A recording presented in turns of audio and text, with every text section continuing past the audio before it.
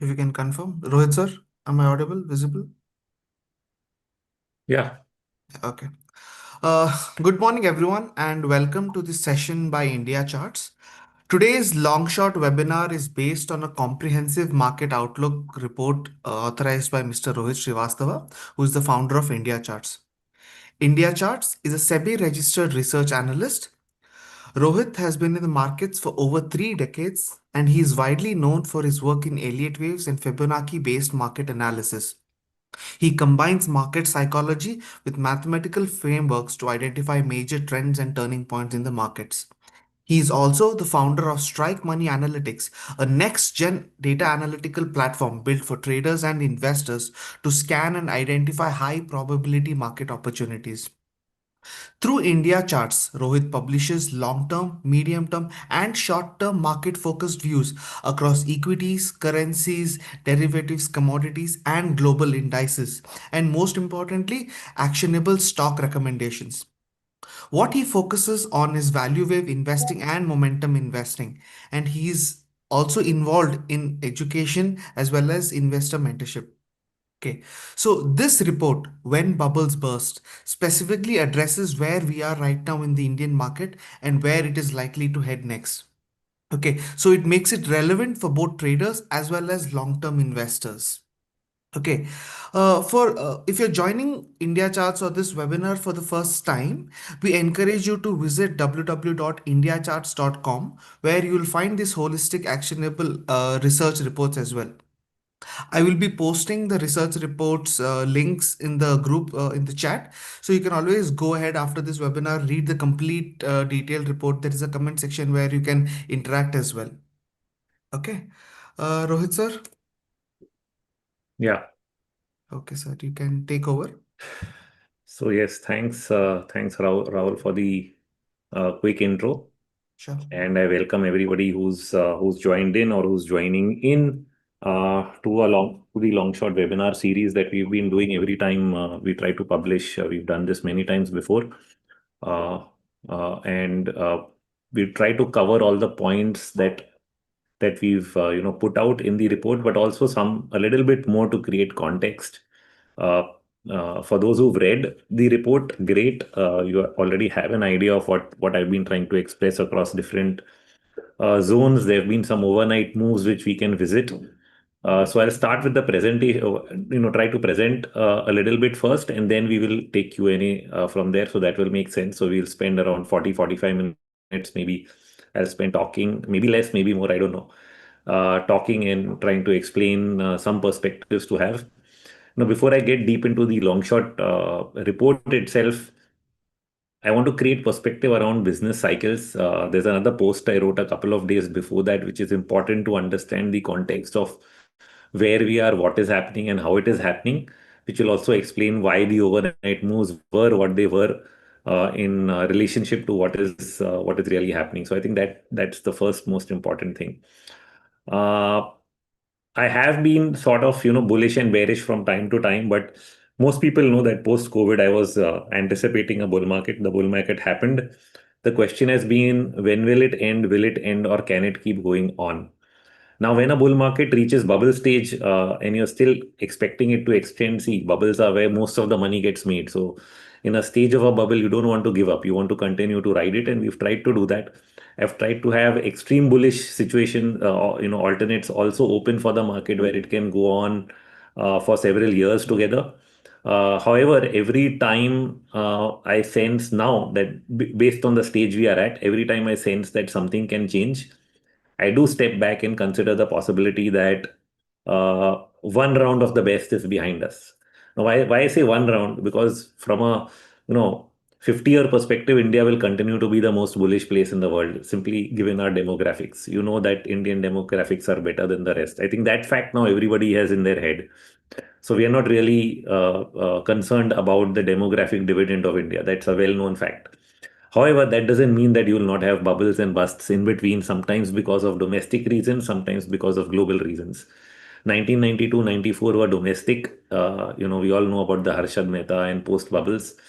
Y2K was a mix. We had a domestic bubble thanks to a lot of funding and leverage. But at the same time, it was the Y2K bubble, which was global. So that's where I think the first time we were part of the global stage. And then the rest is history, because 2008, India continued to grow at 7.57%, I think, on GDP in 2009, but we still went down with the rest of the world. So that's the change factor that started to happen. And then there are also business cycles within which India moves. For those who've been around long enough, you will know that every 10 years we see a slight change. You may have felt it. If not, if you haven't contextualized it, I will contextualize it for you. Every 10 years, we've seen a boom which is in across the entire universe of the Indian market. And then the next 10 years, it has been in a couple of sectors, but not everywhere. And therefore, defensives, along with one or two key sectors, did very, very well. So be specific about it. 1980s into early 90s was a broad boom. Everything did well. Everybody came to the market. It's very similar to what we saw after COVID, where participation was also the highest. Now, if you're young, you won't remember it. If you're a little older, you would have seen or heard about it. If you were not in the market in your teens, you wouldn't have then known about what really happened. But that was a phase where everything participated. The entire public, Indian investors at large, the way we are doing, investing in mutual funds today, everybody invested in UTI units, back then. UTI had various schemes. US 64 was the one that made equity investing popular. And then the early mutual funds post reforms were, filled up in thousands of crores. And so that was the first round of when participation was crazy. And one of the way participation happened then was not through mutual funds like today, but was through IPOs. Everybody came to the stock market investing in IPOs. So you had dozens of IPOs every week. That's right. You heard me. Every week. Dozens week, not dozens month. That boom came and went after 94. We are downdrift. So what happens in the downdrift is you had few sectors that did well. Tech got identified as a boom sector which grew extensively. But along with that, you had defensives, which means FMCG, pharma, etc. They did very, very well. The defensive sectors and this one IT sector were the boom sectors of the 90s, when everything else collapsed and mid caps went to zero, or at least lost 70-80% of their value. Then again, then you got the 2000s, again another 10-year period where everything boomed, every sector, every cyclicals, everything moved up, the whole economy performed. So power, PSUs, capital goods, all the core industry related sectors did well. So you had a 10-year period where everything did well, 10-year where it was defensive, 10-year everything did well, and then you had another 10-year of defensive. So that was 2010 to 2000 and, 2020 to 20 onwards. We've seen everything do well. 2010 to 2020, again we saw mostly defensives do very, very well. And people who don't see these changes in cycles end up just missing the curve. So if you are invested in the defensive multi-baggers of the 2010s through after 2020, you know which funds did that. I don't need to take names. They underperformed miserably over the last 5 years because they didn't see the shift to core economy stocks and cyclicals once again. But again, every cycle has to turn. And the question is when? Can this go on for another 10 years from 2020 to 2030? We could go on. At the same time, we have a world which is, running rampant on various different themes. And so every time it looks like something can go wrong, I think I take a back step and try to wonder if that has happened.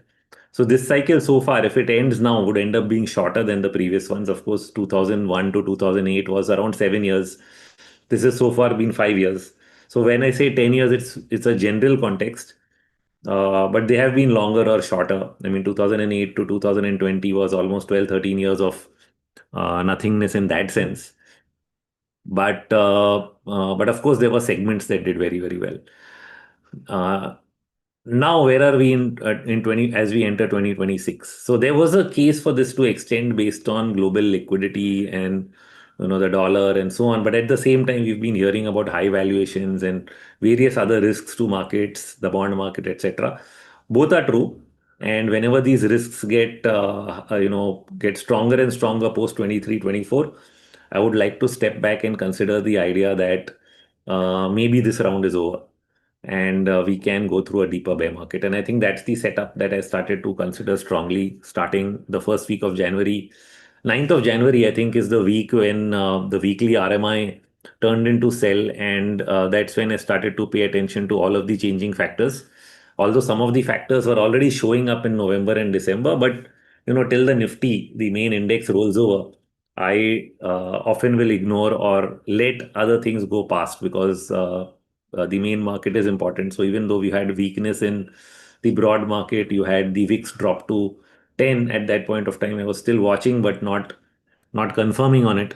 But by the end of the first week of January, you had the Nifty rollover and join that pattern on the downside. The second thing which happened, which I've written in the report about and probably spoken also on in the media, is the institutional positioning. For the second time since FI data became available, see, we don't have it for the previous bull market and bear market of 2008, so we don't know how they behaved back then, but we do know what they did on COVID, which is around COVID. Within the first few weeks of the fall, they had a record short position at that point of time, and SEBI then came and put a ban because there was an event, COVID, which was known.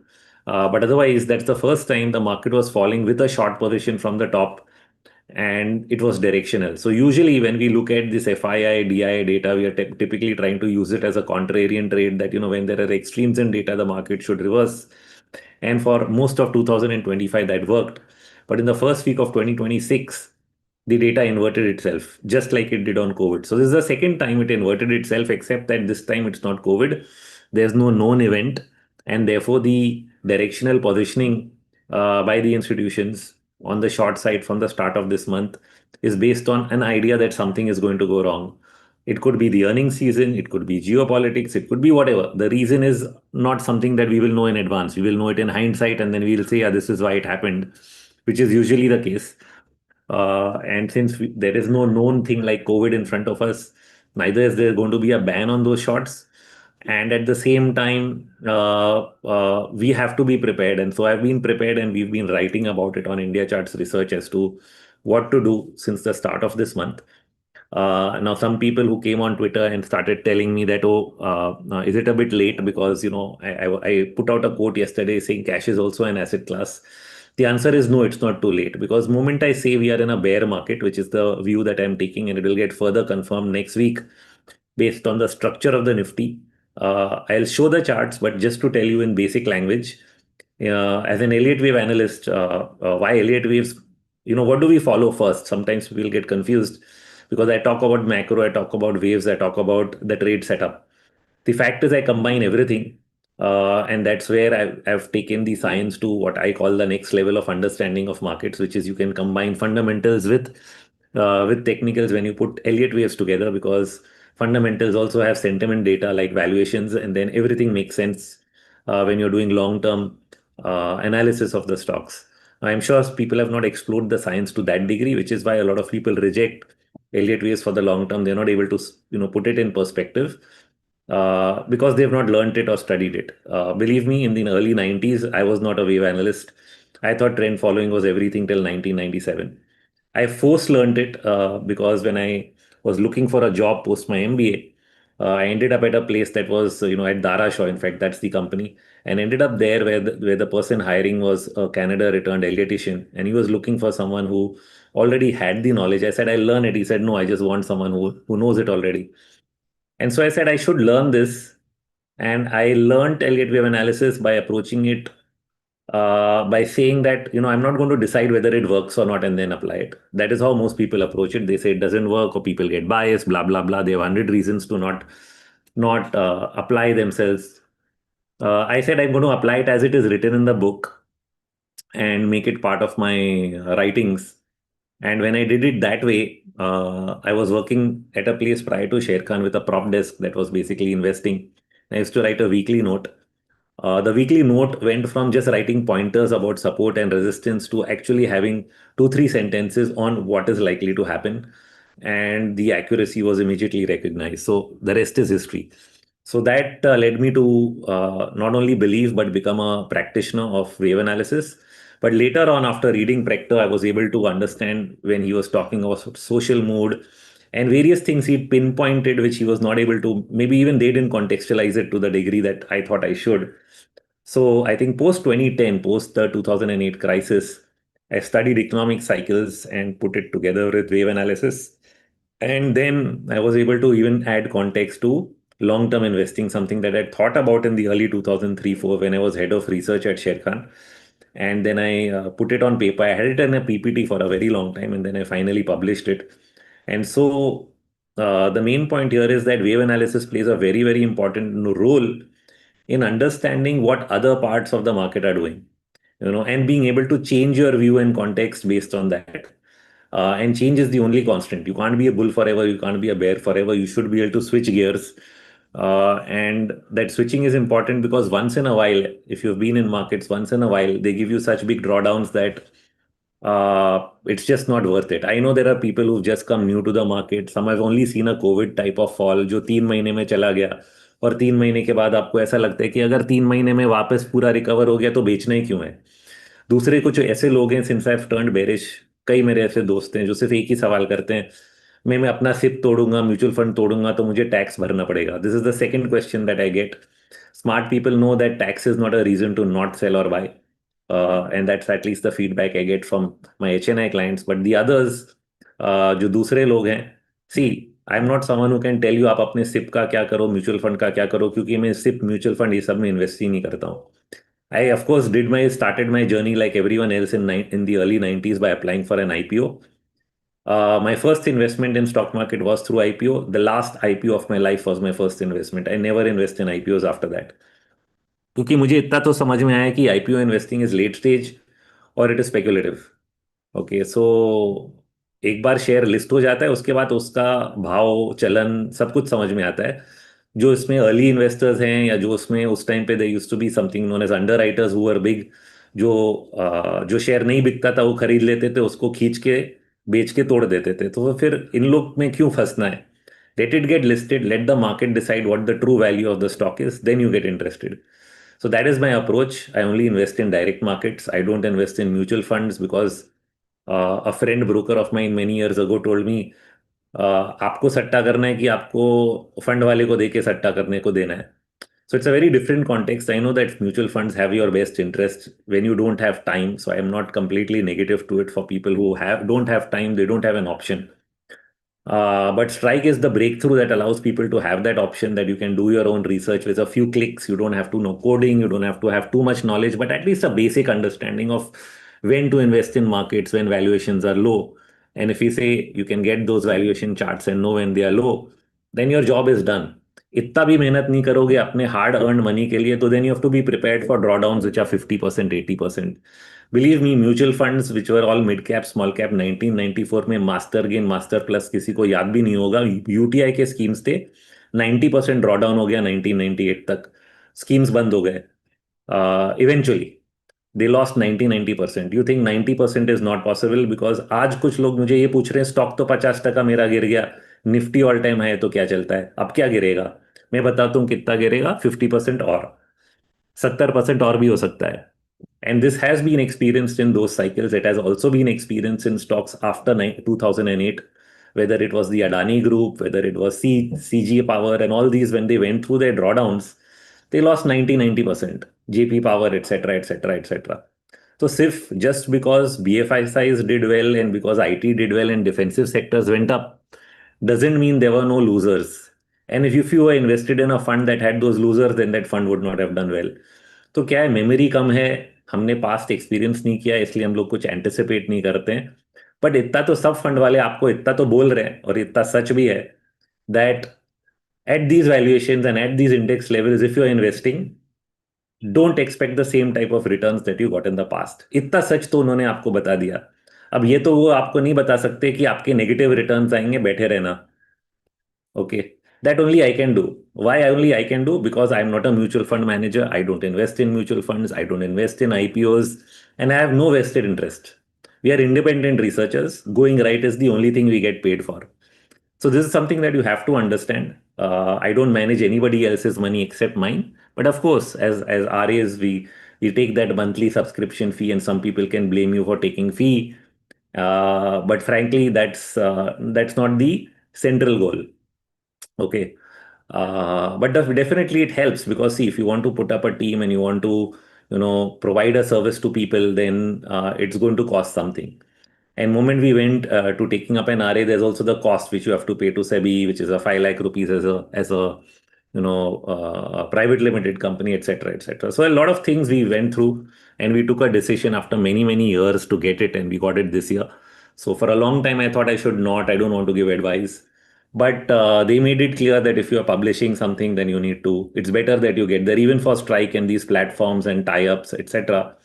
The guidelines have changed so much that if you don't tie up somewhere or the other, you will get stuck. So for us, that was the only way out, that you somewhere become part of the regulatory universe. So now, having said all of that, the point I'm trying to make is I'm in a better place to give you clear-cut thoughts because now we are allowed to, right, legally.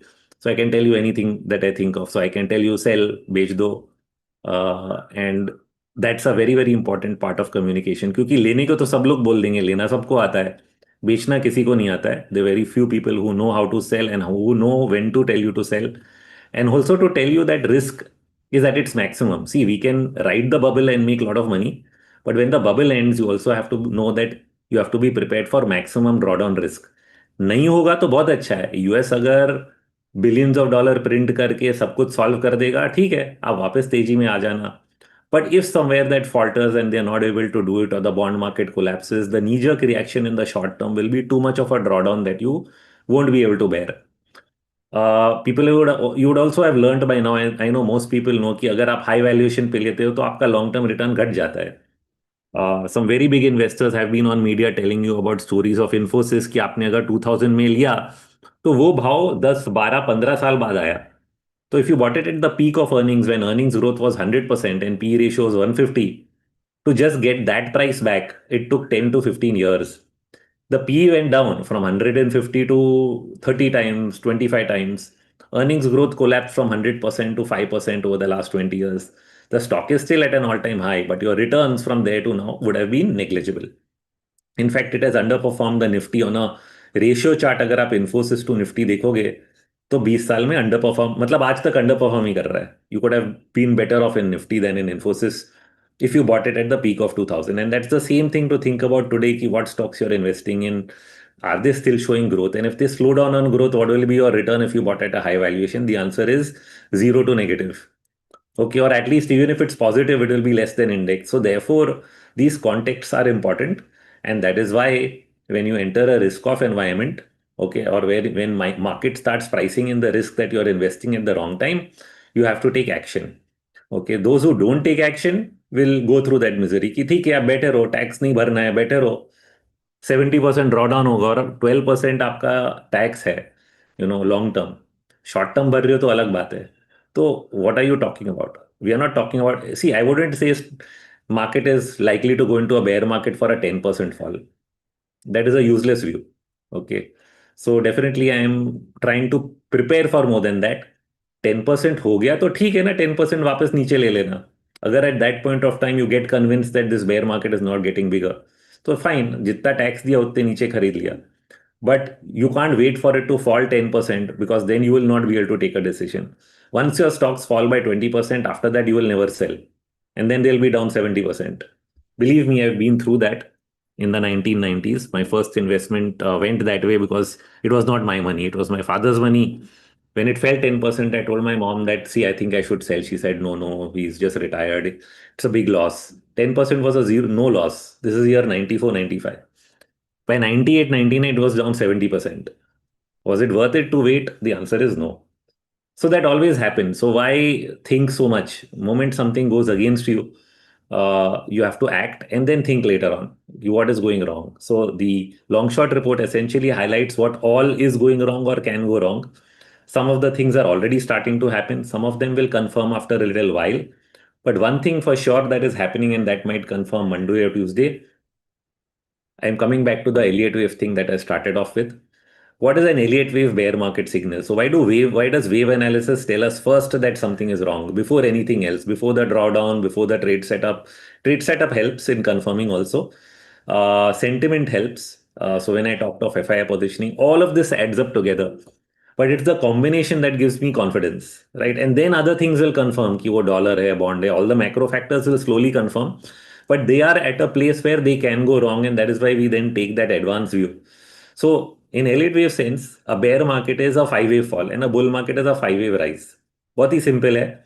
तो बहुत बार बड़ी गिरावट के बाद अगर हम लोग five wave rise देखते हैं, like I saw from the bottom of COVID, then we see that it started an uptrend, and then we take a view कि will it become a bull market or will it be a bear market rally. That is a context. Same way, the Nifty formed an ending diagonal between September and December of 2025. Okay, and say let's say first week of January. So this quarter, and then Nifty 500 over the last 6 months. Okay, so now let me start sharing charts as I'm talking about this, क्योंकि मैं बोलता रहूंगा और फिर ये मेरे YouTube video जैसा हो जाएगा कि मैं आधे घंटे सिर्फ बोल रहा हूँ. So I hope everybody can see my charts. I'm sure they can. So I'll quickly switch to the Nifty 500 and Nifty charts so that we can get that context first. So this is the Nifty 500. You see here, I've marked different things, X, Y, 4, 5, etc. I keep changing the counts based on the situation. But moment you see an ending diagonal, this ending diagonal pattern is typically seen in fifth waves. So the first thing it makes you think about is कि wave 5 खत्म हो गया है क्या, this. Okay. So that is the first sign. The second sign and confirmation of a bear market is if you get a five wave fall. A five wave fall from the top, which means if I say this is the fifth wave top, इधर से हम गिरे हैं. We've got one, we've got two, we've got three, we got four this week. Friday we are falling, but if it falls to a new low, we will get five. So Monday or Tuesday, if we fall to a new low, we will get five, something we'll call wave A. A five wave fall is the first stage of a downtrend, start of a downtrend, like I've tried to mark here also. But that is also the, after an ED, if you get an A, it is also the start of a bear market. So that means यहाँ पे खत्म नहीं होगा. Okay, bounce करेगा और गिरेगा, और ये भी नहीं पता कि ये A इधर ही खत्म होने वाला है, because the fifth can also be a panic reaction. You can get a panic crash. It can also end up here. So how far it goes is our ability to ride the fall and then know based on sentiment indicators and various data points which we've provided in Strike to help you catch that. या फिर RMI को track करके कि हाँ cell में है अभी भी राइड करो. That is a different thing. But the point is, moment I break this week's low, we will be in a five wave fall, which will signal that we are now in a bear market, which could be a multi-month affair. So if we were not in a bear market, my earlier view was correction till March is the worst case scenario, फिर one way तेजी है. I have changed that view because of this ending diagonal, and if this five wave fall occurs, it will further confirm the view that I should not expect it to bottom only in March. Though we can review in March ki maybe if we are wrong, that this only ends up in an ABC correction and फिर से तेजी है. See, we can always consider that.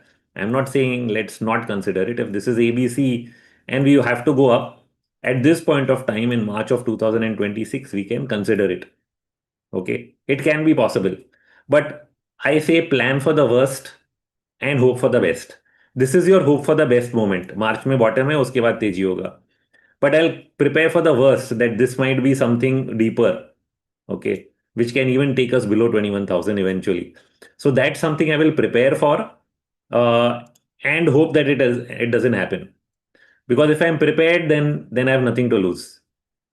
Okay. And in fact, there may be opportunities on the short side for those who trade both ways. Short side पे भी opportunity मिलेगा. Plus मैं loss से बच जाऊंगा. So therefore, personally, I've taken a cash call. But for others, I know, see, everything I do, like I said, I don't invest in safe mutual fund. ये वो. You are not me. You should not do what I'm saying. I will change my view tomorrow.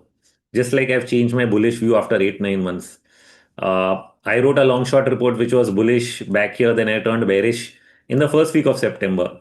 Market still went up, then it came down. So sometimes I'm wrong before I go right, sometimes I turn afterwards. Then I had a view that March 25 में bottom होगा, which stretched till April. April even I sort of panicked कि ये tax, ये tariffs क्या कर रहा है. And then it bottomed, and then I turned bullish. I tried to remain as bullish till the first week of January when it broke. So this time I didn't call the top in advance. I called it after the break, but early enough. And according to me, it's not too late. Even if you're not out of the market, it's not too late. There are three different things to do. The first one is at least create minimum cash. Minimum cash is called 30%. The second one is if you want a confirmation that will only happen below 24,000 to some degree, ki a bigger break is happening. Maybe that's a point at which you consider 50% cash. But if you're not comfortable, you say नहीं tax है वो है बेच दूंगा फिर ऊपर लेने पड़ता है and all that stuff. The third easiest solution that I've given everybody for hedging is buy 1 year puts. अभी भी विक्स जो है 30 तक नहीं पहुंचा है, 10 पे था, अभी 14 तक पहुंचा है. And at that price you are getting 1 year puts at just above 500 rupees for 25,000 put. Okay, for December 2026 एक साल का पुट आपको 500 रुपए मतलब 2% के अंदर मिल रहा है. तो you can hedge. You have a lot of room to hedge, and if you want to go slightly out of the money, you go to 24,000. That's little far, but from a 1 year basis, it is still okay. It'll cost you less money. You can take a leveraged, मतलब थोड़ा ज़्यादा, not just how much your portfolio is. You can go up to 1.5 times and have that hedge in place and leave it. बहुत बड़ा मंदी आया, you will have that protection. नहीं आया, तो it only costs you 1 to 2% of your portfolio that you put into a hedge. इससे ज्यादा मैं और सोल्यूशन नहीं दे सकता हूँ, because then it is active management. What I do, I will get out, I will re enter when it looks okay. ठीक है, so now this is the part of strategy. I have given it to you upfront. Now let's understand the market itself. Okay. Now, before understanding what this five wave means, but I'll just okay, before I go to the next chart, I'll just mention one more thing. The bullish market outlook would have been that if I take this as 1, 2, and then I again say नहीं ये छोटा है, तो शायद third का 1 है, third का 2, and I can go on in a bull market. But that requires the liquidity environment to remain strong, which is a weak. There should be no global risk off. The dollar should be up, interest rates should go down, etc. But if none of that is happening, then we are at risk. So the alternate scenario is 1, 2, 3, 4, 5. I know a lot of people out there who had this call ki 1, 2, 3, 4, 5 banega. And many have messaged me on Twitter. Some of my own, mentees and insiders have, asked this question. I've said it's correct. It's not wrong. It can be 1, 2, 3, 4. But it also means that the fifth will be shorter than the first. Then the third and the first. Because the third is shorter than the first, then the fifth has to be shortest. What I didn't expect is that even in this scenario, I thought you would have crossed 30,000. At least इतना तो जाएगा यार. You know, थोड़ा तो दम होना चाहिए इतना बड़ा बुल मार्केट में. Fact is, ending diagonal बन गया, and the fifth is called truncated. A truncated fifth wave is when you don't make a new high or you barely make a double top. Okay, so I wasn't anticipating that the fifth in a weak scenario would end up being truncated. I was thinking at least it will cross 30,000. And so I was maintaining the bullish view for all-time high all through last year. But the ED is a reason to give up. EDs only occur in fifth, and if it's a double top, it's a double top. Give up, thank you, goodbye. I don't want to be invested in this market anymore. Same thing has happened on Nifty. At a smaller degree, you can see this as the ED, but also you can draw it the way I've drawn it on Nifty 500 from here. Either way, and the wave count here also is the same, that 1, 2, 3, 4 is marked. 4 was what happened on Wednesday, Thursday, and 5 started. How we track this is also by looking at the early RMI. People who've not used the RMI, it's just a faster, smoother version of, it's not a version of MACD, but MACD is a momentum indicator. This is a momentum indicator. This is based on momentum, actual rate of change, while MACD is based on moving averages. But this gives you signals many days or bars before an MACD, so it's not lagged. And it also helps us capture what I call as momentum cycles. So when we are doing wave analysis and we are looking at this, we're also watching these cycles go, back and forth to zero. So in a bearish market, we watch the cycles on the downside. In a bullish market, we watch the cycles on the upside. So here we are watching it downside key. It went down in wave one and came back up. Then again it went down in wave three. It came back up and completed the cycle back to zero. And then it started down again. So it gave a sell signal here yesterday intraday at some point of time, and then it sold off. The last hope here was this level or this level. At these levels, we could have said that it is still not broken down. When it breaks this low, then this bounce becomes three waves, and the RMI confirms that it's going down. That is when we say, okay, then the next leg down has started, wave 5. Okay, now where is wave 5 headed? So now, since you all joined me, you deserve to know. I have the markings done here on Fibonacci ratios. Okay, and this is basically, you see what has happened is 1 and 3 here are equal to each other. In wave analysis, two of the legs are considered to tend towards equality. Two of the impulsive waves. Those are guidelines, not rules. And in this case, if 1 and 3 have done that, the fifth, while it can be equal, there's a risk that it will be extended, especially since it's breaking this channel, and the fourth did not go to the top end of the channel. That means the speed to the downside is accelerating.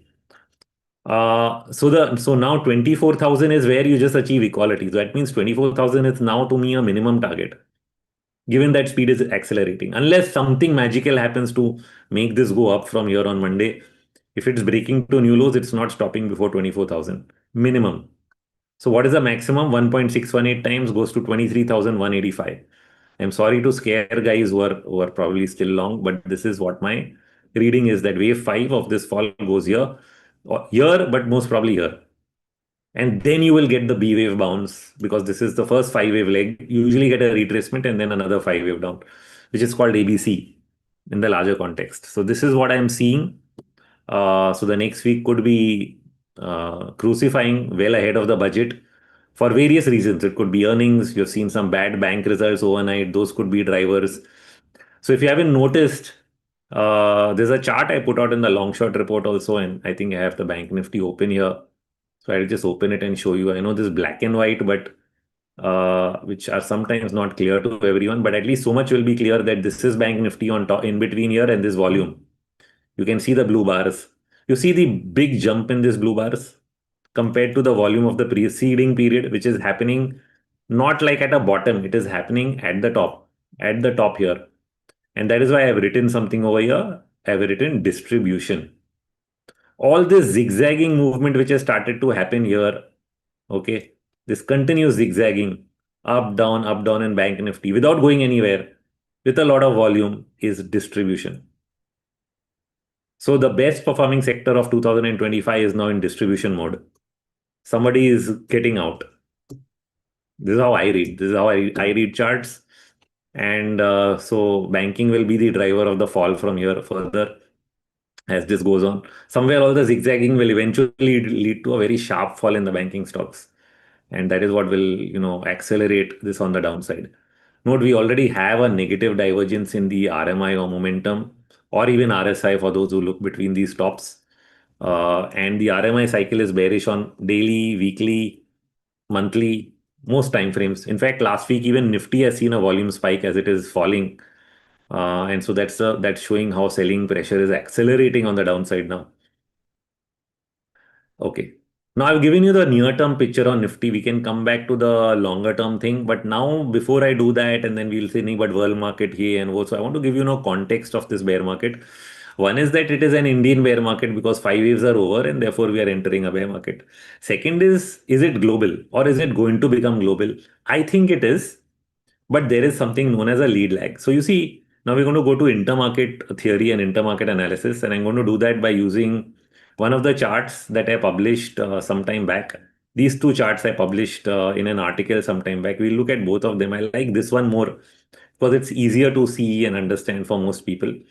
I hope you can see this business cycle chart on my screen. I'm not able to see my sharing, my drawing buttons though. Just 1 second. Yeah. So when you see this business cycle, what you see is you can see three things over here. Okay. These three things are essentially, the first one is the red line, that's the stock market. Okay. The stock market is, but actually, so what happens is the bond market is always the first to top or bottom. Okay. So the bond market actually starts falling first, which is not shown on this. Here he's showing inflation and interest rates, which is not the bond market. So it's the inverse of inflation and interest rates. The bond market actually tops first. So when we actually let me just put it in try to draw it. It'll be easier for you to understand.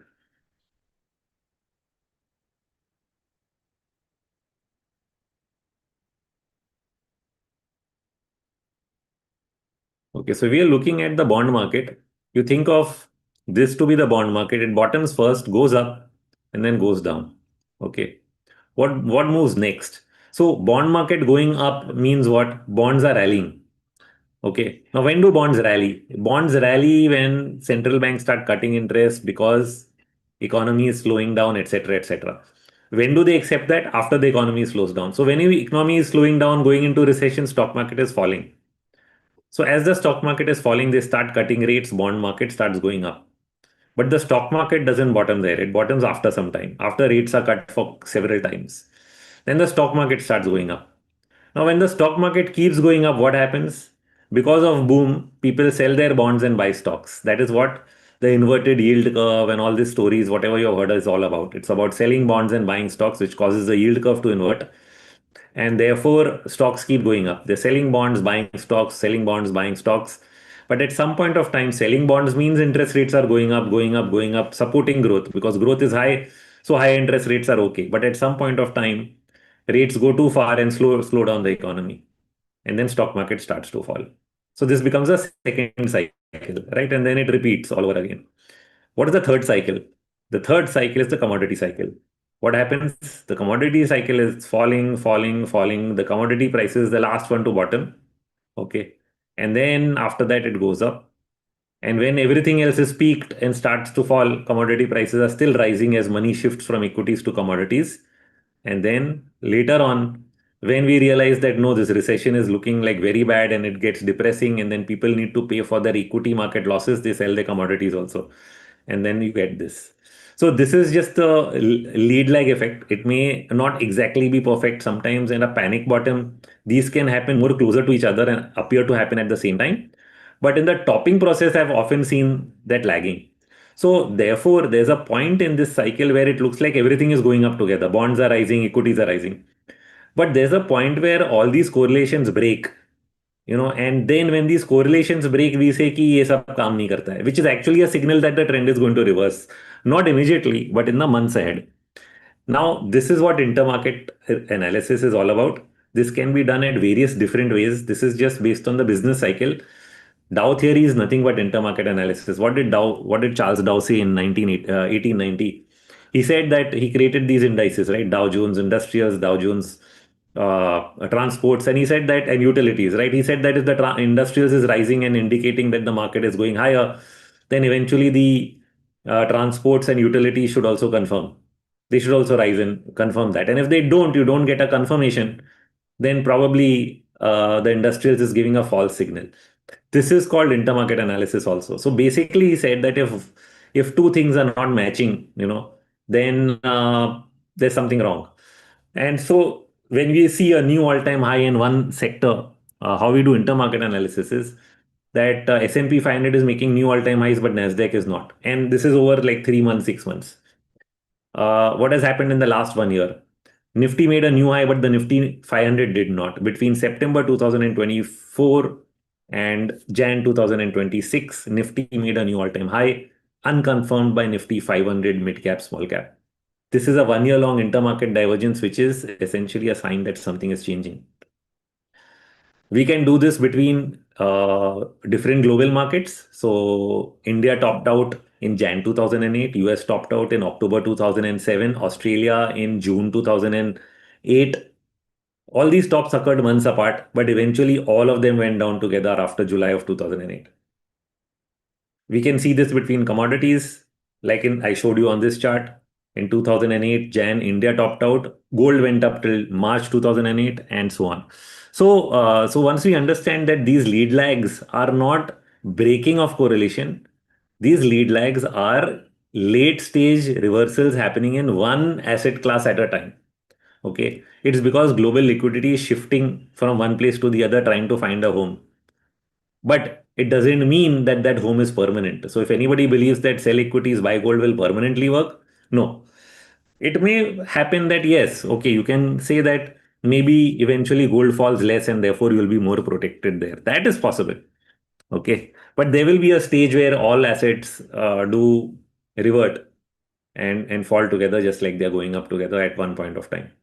So this is an important thing to know, that divergences are signs, intermarket divergences are signs of reversals.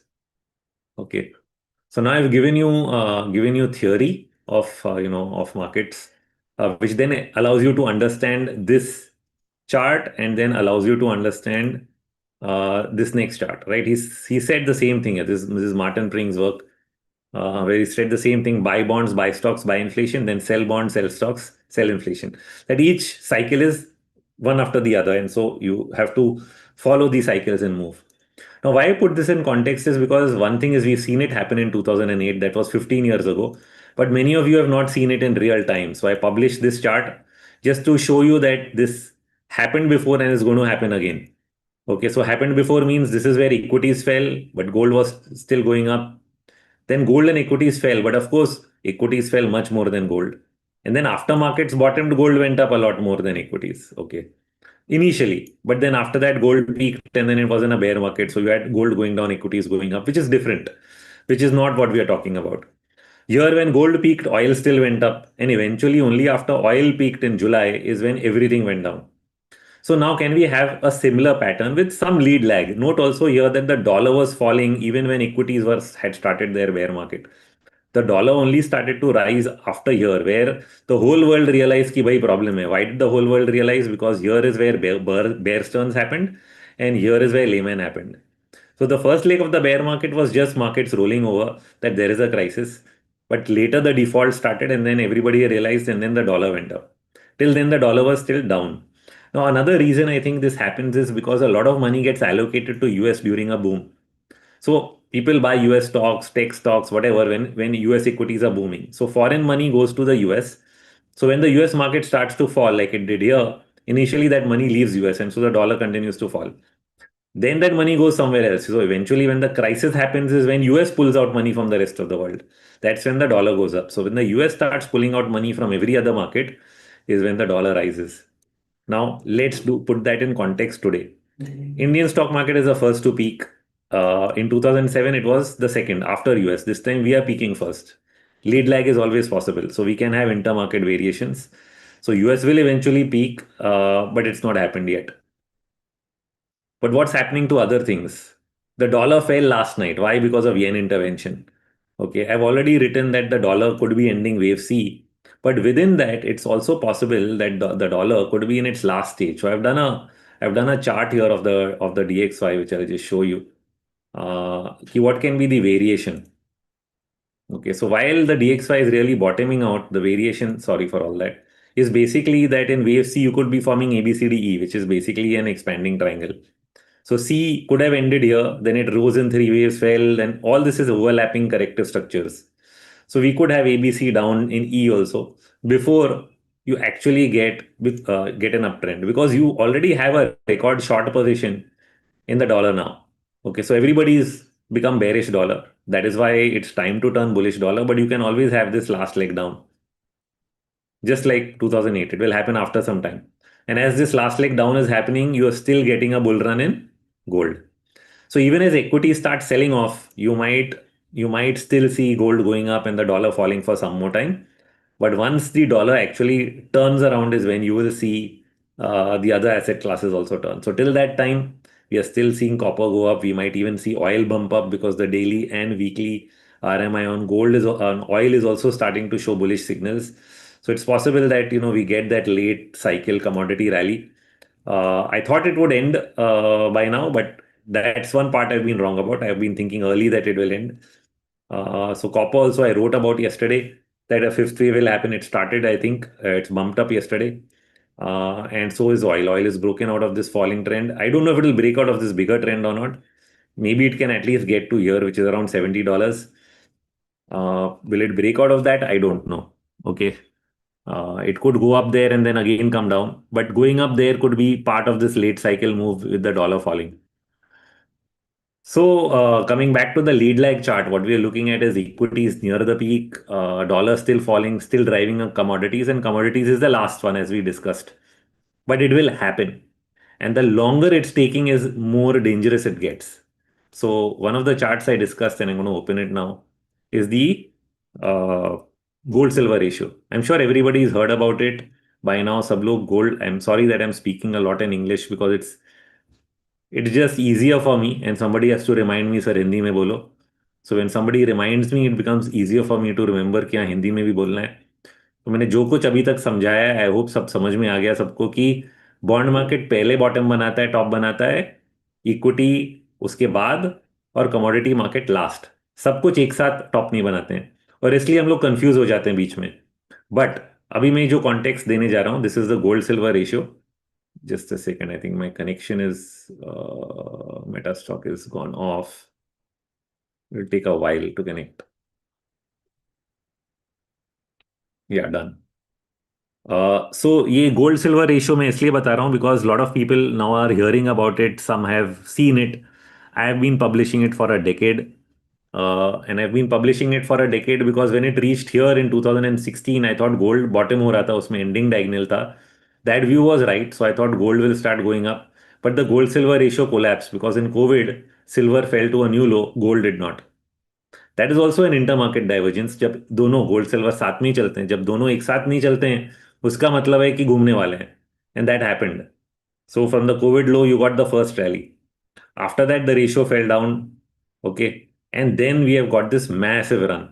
Now, when this massive run starts, important to know कि gold silver का top, major top कहाँ बनता है. जैसे 2009 का top, 2011 का top, ये सब जो टॉप बने मेजर वाले, ये पहले लाइन पे बने, this line that have drawn here, या फिर ये दूसरे लाइन के ऊपर.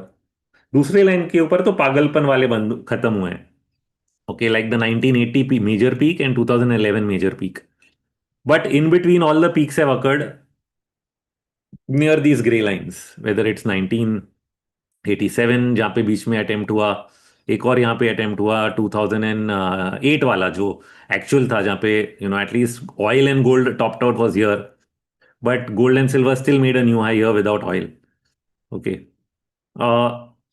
Why am I showing this chart? कि I was marking silver's rally and gold's rally, which EWI is still doing, but I'm thinking now otherwise कि ये third wave ही है. Okay, I was trying to think third wave है, और शायद bull market का ही करेक्शन आएगा गोल्ड सिल्वर में और वापस चलेगा. बट ऐसा हुआ नहीं. ऐसा क्यों नहीं हुआ, या ऐसा हो सकता है कि नहीं, वो I am going to give up now. I am going to say now you prepare for a gold silver major down trend और एटलीस्ट मेजर करेक्शन और non performance for not 1 year but may be even 2 years, because the ratio is reaching closer to the gray line. It should not have come this far. See, if you are in a bull market, you shouldn't have gone this far. You should have said, थोड़ा यहाँ रुकते हैं फिर आगे चलते हैं.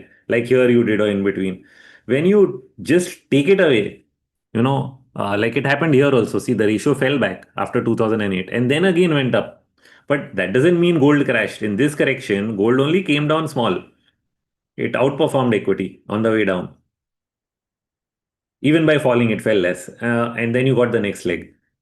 That's important to watch. Yes, it may still be possible that only from this gray line, if I get a correction, it might still keep the bull market alive. But I am worried that you have reached this line vertically. क्योंकि vertical वाले moves जो हैं, जैसे यहाँ पे हुआ, उसके बाद फिर बहुत समय तक नीचे था ये. It was not fast. Okay, so vertical वाला मूव, ये भी वर्टिकल मूव था, ऊपर तक गया और फिर it was gone for a long time. I am not comfortable any more. This is one reason to think that, जो मैंने पहले चार्ट ये वाला जो बताया, जिसमें कि it's part of a larger peaking process, और more like the 2008 process where equities then commodities everything rolled over, कि फाइनल स्टेज में ये भी थोड़ा बड़ा फंसने वाला है. Okay, so it's just the same money sloshing around and eventually all of it is going to get called for. This also matches my some of my long-term counts on gold and silver. So now if I go to my gold and silver counts, okay, wave counts on the long term, go to a monthly or quarterly chart. This is one of the charts in the long short report. You've seen it. Okay. There are three bull markets. See on a quarterly chart, those who are looking this most recent bull market before going to the big, even bigger picture, इसमें 5 wave है. Okay, तो ये clearly एक 5 अपना अलग से complete ही कर रहा है. So 1 2 3 4 5. The only doubt was the one में क्लियर इम्पल्स किसी को दिखता ही नहीं दिखता है. When it started I had marked it as one simply because यहाँ पे ईडी है. Okay, that's how I called the 2015 bottom 10 years ago, and I wrote many reports, not just on India charts, but at Sharekhan. I was working there also. We did reports, we did a presentation in Bangalore कि commodity cycle turn हो रहा है, gold silver turn हो रहा है. So that was a long call here on this ending diagonal. So I do believe this should be 1 and 2. Okay, but I was willing, looking at silver, I was willing to think कि silver में third है, तो maybe this is 1 2 3. So I was trying to match gold with silver. But now looking at sentiment and this RSI, you see this where this RSI is at 92. This is at the mad level that was seen here in quarterly charts. When this happens, when this kind of reading happens, this is happening on quarterly. Okay, even on monthly, it is pretty wild. And quarterly, both have gone now off the charts. These have only happened at significant multi-year peaks. So therefore, going back to gold first, I started to think that at least we've completed this entire five. So then, even in a long-term bull market, you can have a longer correction time-wise, not just a one-year correction before you get another bull market. That is one part. Second is I can also end up thinking कि ये post 1970 when gold was taken off the gold standard, जिनको नहीं याद है 1971 में you know the US president uh, took off the dollar from the gold standard, right? $32 an ounce था, वहां से उसने उसको हटाया और वहां से ये 5 वेव राइज दिख रहा है. So after that, you had a long correction for almost 15, 20 years. And then you started a new bull market in 1999. वो bull market यहाँ तक गया. Now this was a shorter rally. So three was shorter. So we often think कि ये कहीं one three का ही 1-2 है क्या? But now you have an even shorter rally in five. So this whole thing can also be five, where five is shorter than three is shorter than one. Okay. See, Elliot wave का rule क्या है ना कि third wave is never the shortest. तो अगर मैं किसी चीज को थर्ड वेव मार्क करता हूं, उसका यही मतलब है कि और वो थर्ड वेव शॉर्ट है, इसका मतलब है कि फिफ्थ वेव थर्ड से भी शॉर्ट होगा, तो थर्ड वेव शॉर्टेस्ट नहीं होगा और रूल बिगड़ेगा नहीं. That is what we did in Nifty also. Nifty में fifth wave truncated ending diagonal बना वेयर 5 3 से छोटा है और 3 1 से छोटा. नहीं तो फिर मुझे 1 of 3 लेना पड़ेगा and then that is a super bull market. वो 50,000 80,000 भी निफ्टी आप लिख सकते हो.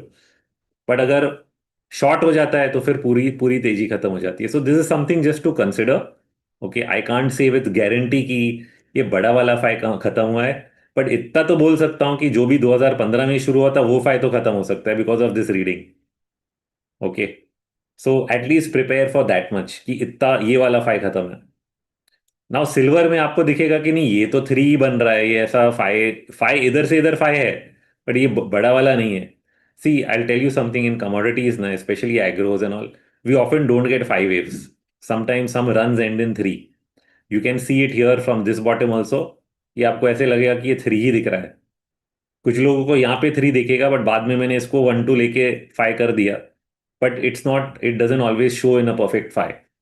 Gold has been beautiful in that sense of showing fives in every rally. Most agro commodities don't show fives; they end in three. Okay, and silver is not gold and therefore can also have a different pattern. So more important is the reading कि इतना overbought है, पूरी दुनिया बोल रही है silver मिलेगा ही नहीं. और जब कमोडिटी मार्केट में हम लोग बोलते हैं मिलेगा ही नहीं, वो यूजुअली आखिरी फेज होता है. ये भी चीज आपको जानने की जरूरत है. आखिरी फेज वही होता है जब आप बोलते हैं वो कमोडिटी मिलेगा ही नहीं, उसके बाद या तो नया मिल जाता है, कहीं पे एक नया डिस्कवरी हो जाता है और फिर वो कमोडिटी घुस जाता है. और as production increases, one of the two, new production new discovery, कुछ ऐसी चीज हो जाती है. जैसे आप सोचो ग्रीनलैंड कल यूएस ने ले लिया और सिल्वर और ऑयल बहुत सारा प्रोड्यूस कर दिया, खत्म. आपकी आपकी पूरी स्टोरी खत्म कि सिल्वर नहीं मिलेगा, हो गया सिल्वर. तो आप इस तरह स्टोरी बनाओगे, इतने ओवरबॉट कंडीशन में कोई भी खरीद रहा है तो अपने पैर पे कुल्हाड़ी मार रहा है.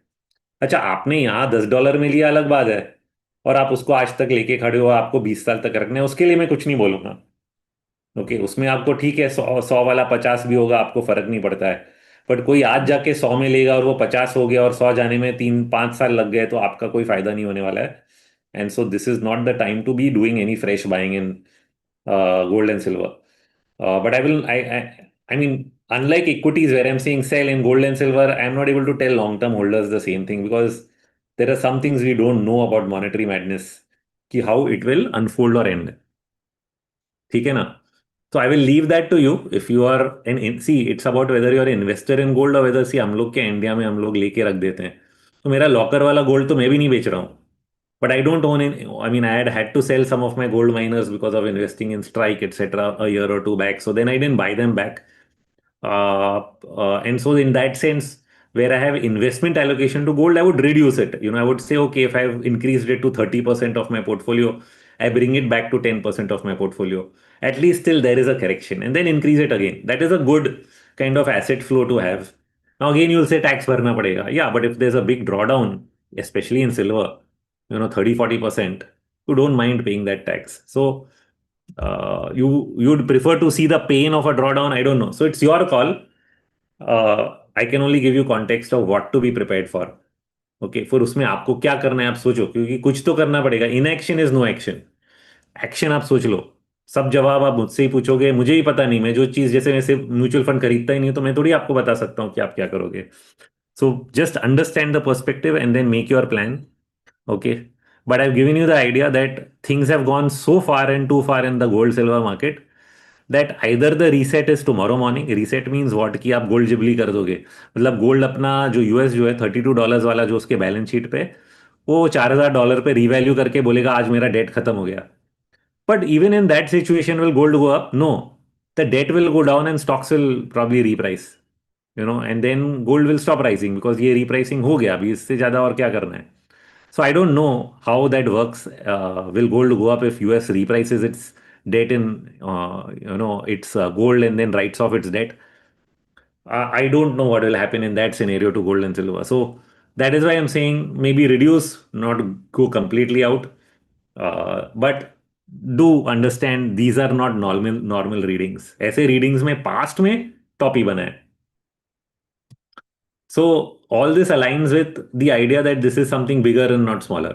ये छोटा छोटा वाला हो सकता था, बट इतने दूर भाग गया है कि अब छोटा भी नहीं है, अब ये बड़ा वाला ही है।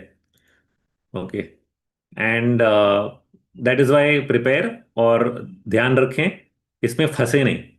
जस्ट बिकॉज हर दिन बढ़ रहा है इसका मतलब नहीं है कि आपको आज ही कमाना है, आज ही आपकी जिंदगी बन जाएगी। यू नो वो भूल जाइए अभी आप। You missed it, now don't try to make a mess out of it. So that requires discipline. So now you got the context of what this intermarket is showing. Each asset class one at a time, each equity market one at a time. Now our global equity is starting to peak. Now let's go to that closer context. For that, then now I'm closing this chart. Okay. And going to the next. Uh, one more chart. So now let's start with this yield curve. ये मैंने कई बार समझाया लोगों को। ठीक है ना, लोग रिपोर्ट लिख देते हैं, माइक्रो स्टडी कोई नहीं करता है। माइक्रो स्टडी क्या होता है? यील्ड कर्व इन्वर्टेड हुआ था या 1989 में। बट ये एक ऐसा समय है जहां पे स्टॉक मार्केट करेक्शन बहुत छोटा हुआ। इस चीज के बारे में कोई नहीं बोलता है कि छोटा क्यों हुआ। फिर उसके बाद स्टॉक मार्केट भाग गया 2000 तक। कोविड में भी करेक्शन, इसको बड़े चार्ट में देखेंगे तो ये छोटा सा ही है, कुछ नहीं है compare to these big corrections. But people look at inverted yield curve and recession and ये इसकी बात करते हैं। ओके, ये भी हो सकता है, बट ये भी हो सकता है। तो ये चीज मैंने पिछले 2 सालों में कई वीडियोस पे एक्सप्लेन किया है। तो I have come up with a new level for the yield curve. I have said forget zero where it gets inverted.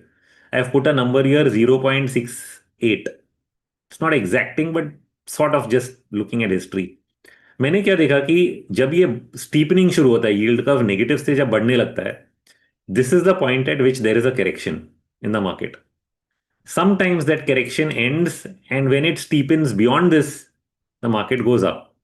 मतलब 0.68 के ऊपर अगर जाता है और मार्केट बढ़ रहा है, तो फिर मतलब कि मंदी जो भी थी वो हो गई और बड़ी तेजी आ गई। ऑपोजिट ऑफ दैट इज कि अगर ये लेवल क्रॉस होता है और यहां से भी मंदी हो रही है, तो then you're in an extreme recession bear market. So confirmation of recession is your. Inverted yield curve only tells you कि रिसेशन आएगा। But will the recession result only in a routine correction, short correction like COVID, like 94 and like 2022 or 25 also when taxes occurred, जो कि यहाँ पे हुआ। Okay, यहाँ पे छोटे छोटे करेक्शंस हो रहे हैं। ये जब क्रॉस होगा, और ये 1 साल से क्रॉस नहीं हो रहा है, we reach this curve in April. ये 0.68 क्रॉस नहीं हो रहा है, तब से मैं वेट कर रहा हूँ। ये जब क्रॉस होगा, या तो यहाँ से मार्केट घुसना शुरू हो जाएगा which means recession bear market, या फिर यहां से भी ऊपर भाग जाएगा विच मीन्स मंदी है ही नहीं। Okay, so now I have given you one more indicator to watch and I am watching for months. अभी तक कंफर्मेशन नहीं आ रहा है। So if you want this last and final confirmation from a global perspective कि हाँ कुछ खराब हो रहा है, तो then this is still not confirming the recession crash. However, the technical readings on US market are slowly going towards the weakening side. So let us look at that now. तो yield curve भी हमने समझ लिया. Now let us understand uh, the wave count and the RMI on. First, let's start with S&P. So last week S&P में बना, before this geopolitical tension, it formed an ending diagonal. So I thought finally maybe ये rally तो खत्म हो गई, अब ये rally fifth है क्या है, that has been open in my mind. I can take it as five, I can take it as one two of three और something. I can have different wave counts, but I can take it as five and there is a small ending. It's not a big ending to say fifth वाला बड़ा वाला है, but it is छोटा वाला तो बना था. और फिर वो ग्रीनलैंड का इशू आया, टूटा, फिर वो ग्रीनलैंड का इशू हट गया, so then again it bounce back.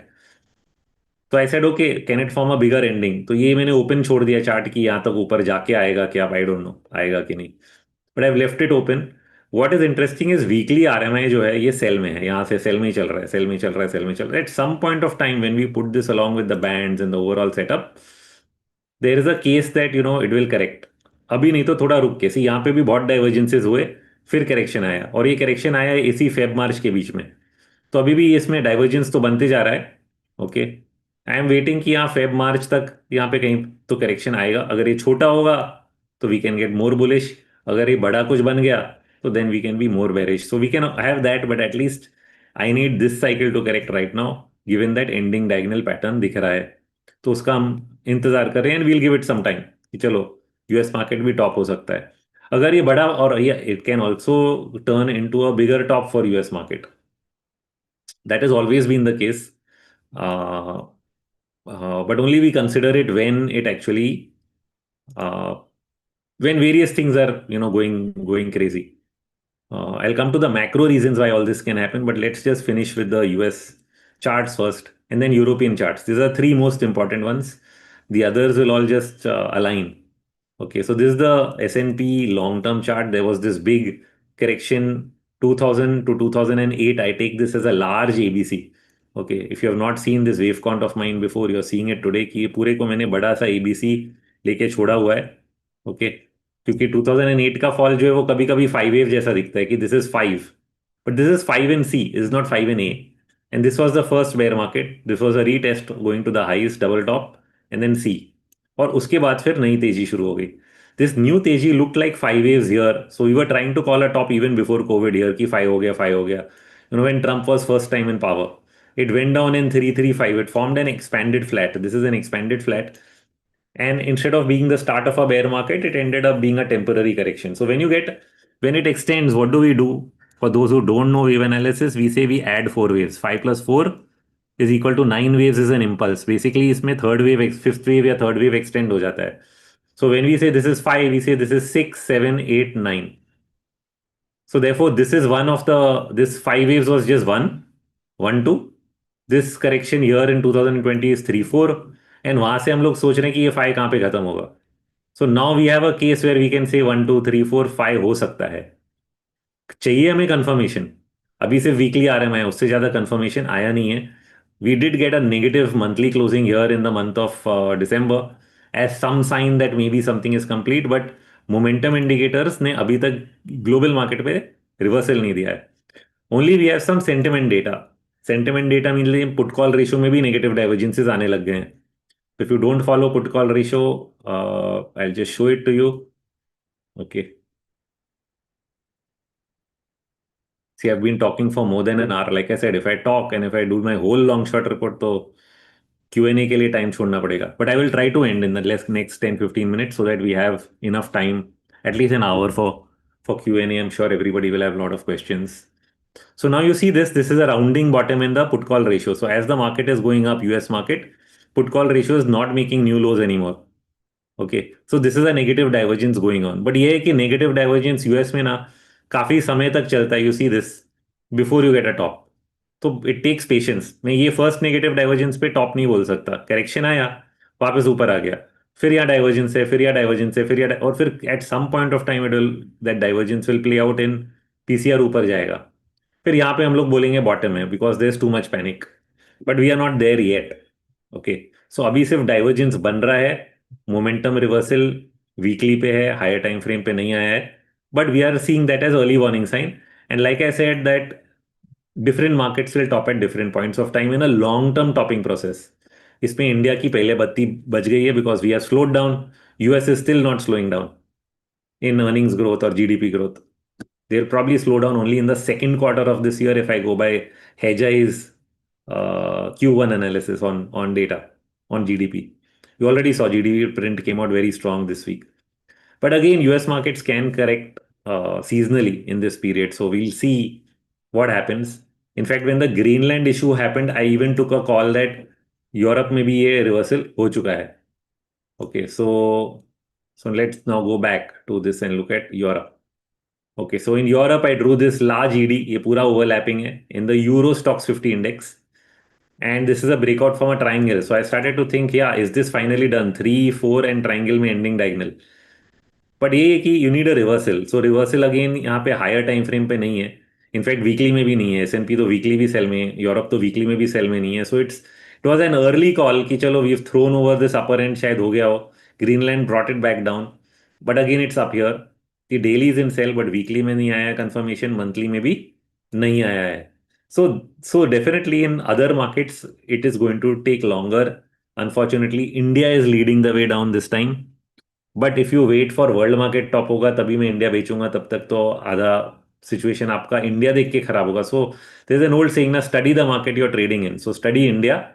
India में आप इन्वेस्टेड हो तो इंडिया पे आपको एक्शन लेना है. बाकी सब होगा तो और तबाही होगी. नहीं तो फिर वहां तक at least we can stay India specific.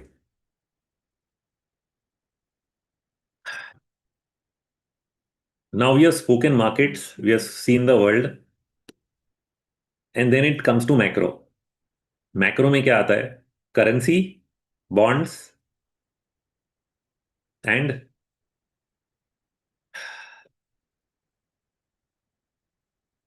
I can say interest rates. Okay. So that is also bonds only indirectly. So currencies and bond are the two important macro plays to watch. In that, the global one is dollar. I already spoke about that.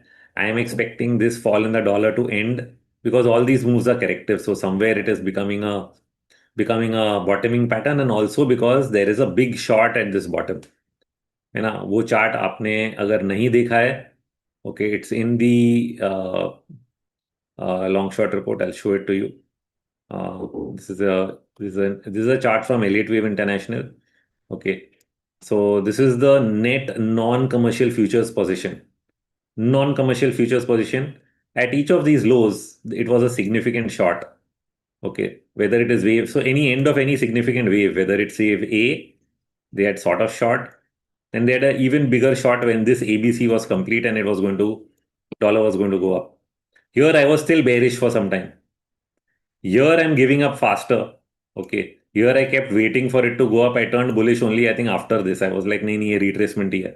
This time I'm saying नहीं यार, ये ABC है, short भी हो गया है. Let me not ignore. So just like here, same thing has happened here, and I'm saying don't ignore.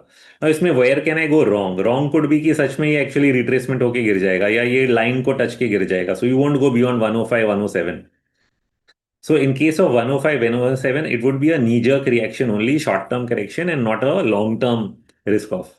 But if it breaks beyond this and goes up, then we are going to 125, which is a 25% rise in the dollar against everybody else.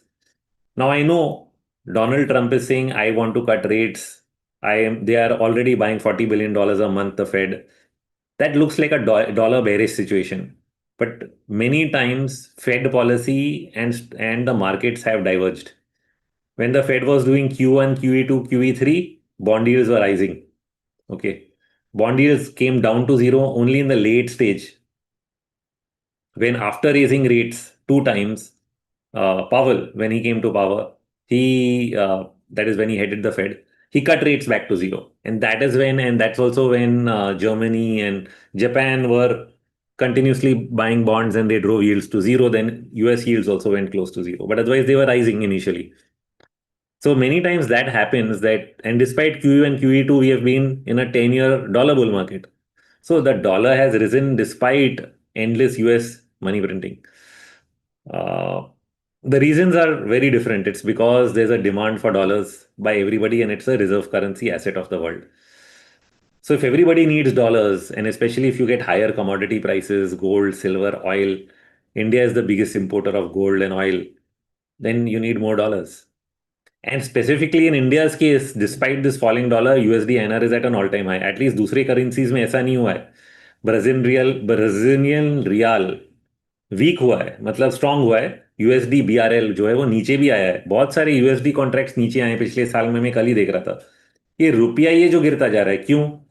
क्योंकि trade deal में हमने जब उनका साथ नहीं दिया, हमने Russia में उनका साथ नहीं दिया, तो उसने बोला ठीक है, डॉलर तो मेरा ही है ना, आपको डॉलर तो लगेगा ही। उसने टैरिफ्स लगा दी, अब आप डॉलर लेके आओ। सो this is an indirect threat which we are ignoring. We're only talking tariff, but the indirect threat is that if you don't have dollars to buy anything, your currency is going to weaken. आपने पिछले बार तो the previous governor sold $100 billion in the market and got the dollar down, but that is not a permanent strategy.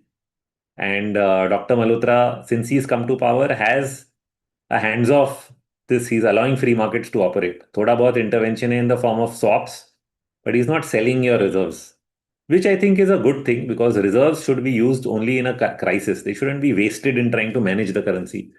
But here's the problem: the US is using that as a bait. कि आप नहीं सुन रहे हो तो आपका तो dollar, आपका तो रुपी गया। Now they can use that on anyone. They want Greenland, they can use this also, not just tariffs. So I don't know. The positioning says it will go up. The reasons always come later. हम लोग charts पे पहले काम कर लेते हैं, बाद में हमें रीजन पता, अच्छा ये रीजन था इसलिए वो ऊपर गया, वो बाद में समझ में आता है।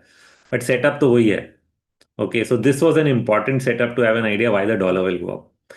The second one, which overnight has given us, so see, despite this view, last night everything reversed. Now in one day, I will not take a view and change ki just because dollar fell yesterday, and it fell because people thought कि yen में intervention आएगा, which is also a truth, क्योंकि कहीं ना कहीं yen कितना गिरेगा और Japan has to intervene, because falling yen is also causing inflation. But we are also getting higher and higher interest rates, and they cannot raise rates. So do they think that banging the yen will help, and how much can they bang it? Because on the one side, Japan is saying we are going to have more deficit, we are going to spend more. And on the other side, you don't want the yen to weaken. US is saying to Europe that don't spend on defense. I mean, we are not going to, support you on defense anymore. So you go and spend on defense. So defense spending is going up. So defense stocks are going up. But if defense spending is going up, Europe has to spend more, then their fiscal deficit goes up and the euro starts to fall. And in that environment, dollar should go up. And what will happen to bond yields if Europe is spending more and more fiscal deficit? Bond yields go up. So now, in the context of bond yields, what did German bond yields do yesterday? They went up. There's a rising bond yield. What did Britain do? It just broke out of this falling trend line yesterday. Britain yields went up. So they're about to turn around. US bond yields, the 2 year has been trying to break this shelf support since 2023. ये क्या level है देखते हैं, ये बहुत important level हो गया है, 3.5% के नीचे 10 2 ईयर, मैं 10 ईयर की भी बात नहीं कर रहा हूँ। 2 साल का बॉन्ड यील्ड यूएस का है जो 3.5% के नीचे नहीं जा पा रहा है, नहीं जा पा रहा है, नहीं जा पा रहा है। प्रीवियस जो क्राइसिस थी, इसे ये बहुत बड़ा चार्ट है मेरा, मैं दिखाता हूँ आपको। मैंने यहाँ ऐसा बनाया था ये चार्ट बहुत पहले, I remove the Bollinger band. मैंने बनाया था क्राइसिस में क्या होता है, जो हम लोग जानते हैं वो इन्वर्टेड यील्ड का, ये वो क्यों होता है कि moment there is a recession US starts cutting interest rates, और interest rate cuts are the sign of crisis. तो 2 ईयर बॉन्ड यील्ड जब घटने लगता है जोरों से, इसका मतलब है रिसेशन आने वाला है। और ये काम किया 2000 Y2K में काम किया, ये इंडिकेटर 2008 में भी ऐसा ही हुआ, और फिर उसके बाद क्राइसिस आई। कोविड के पहले भी ऐसा ही हुआ, बॉन्ड यील्ड बढ़ रहा था। See this is QE1, QE2, QE3, bond yield बढ़ रहा था, एंड देन सडनली फ्रॉम 2018 घटने लगा। That's when Powell jumped in with repos, reverse repos, TG account, and all that stuff started back then. All ways to liquidate, and then this happened. You had COVID. COVID में interest rate zero हो गया, वापस ऊपर।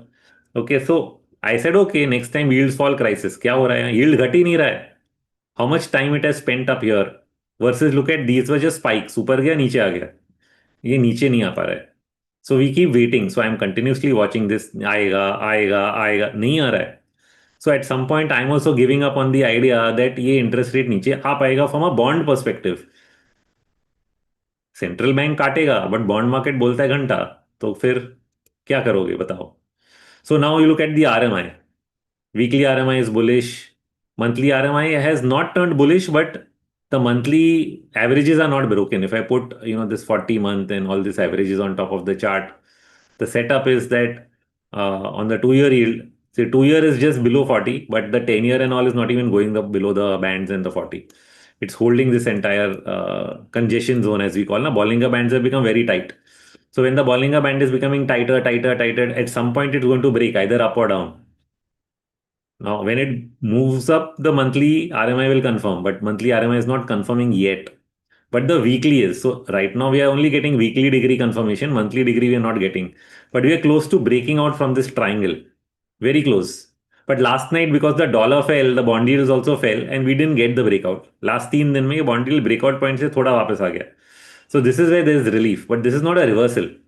Okay, the daily RMI here is still in a bullish mode. Weekly is also bullish. So we don't have a reversal yet. So we can't say that this rise in bond yields was fake. It is still up. So next few days, you will get this confirmation. Okay. See I am preemptive. आपने report में पढ़ लिया, मैंने पहले ही बोल दिया कि मंदी आ रही है, ये सब खराब हो सकता है. अब कुछ चीजों में कंफर्मेशन आ गया, कुछ चीजों में कंफर्मेशन आने के व्हाट डू यू से बॉर्डर लाइन पे है, आने के कगार पे है, what ever word you use. But इसको ध्यान दें, और ये जब आ जाएगा तो इग्नोर मत करना, because then it is a sign that there is a major crisis, because bond market is not listening to central bank. That is when the central bank loses control. वो दी दो चीज करेगा. आप बोलोगे नहीं नहीं वो तो आके बॉन्ड खरीदने वाला है, but that is not the trade, right. The trade is what happens before he does that. So say for example, what is the US trying? US, uh, Donald Trump is trying to replace the Fed head because he wants to implement lower rates. And not only lower rates, I would say yield curve control. Yield curve control means they will put a floor, they'll say at 4%, we are going to buy all the bonds. That is what Japan did in the last decade. But before he does that, and before he's able to replace someone at the Fed, bond yields are going up. He's going to start screaming, replace the Fed, replace the Fed, replace. He'll throw him out and replace the Fed. This is the crisis between him replacing the Fed and being able to implement endless bond buying. When the dollar falls again and when bond yields go down again and every an asset reflation comes back. But अभी और उसके बीच में अगर ये ऊपर गया तो that is your crisis. So this is the crisis I'm preparing for, and I don't know how big a crisis it will be and how big a knee-jerk reaction it will cause. Because there are multiple things that can happen in this. See, for example, yen carry trade के बारे में आपने सुना तो है. Okay.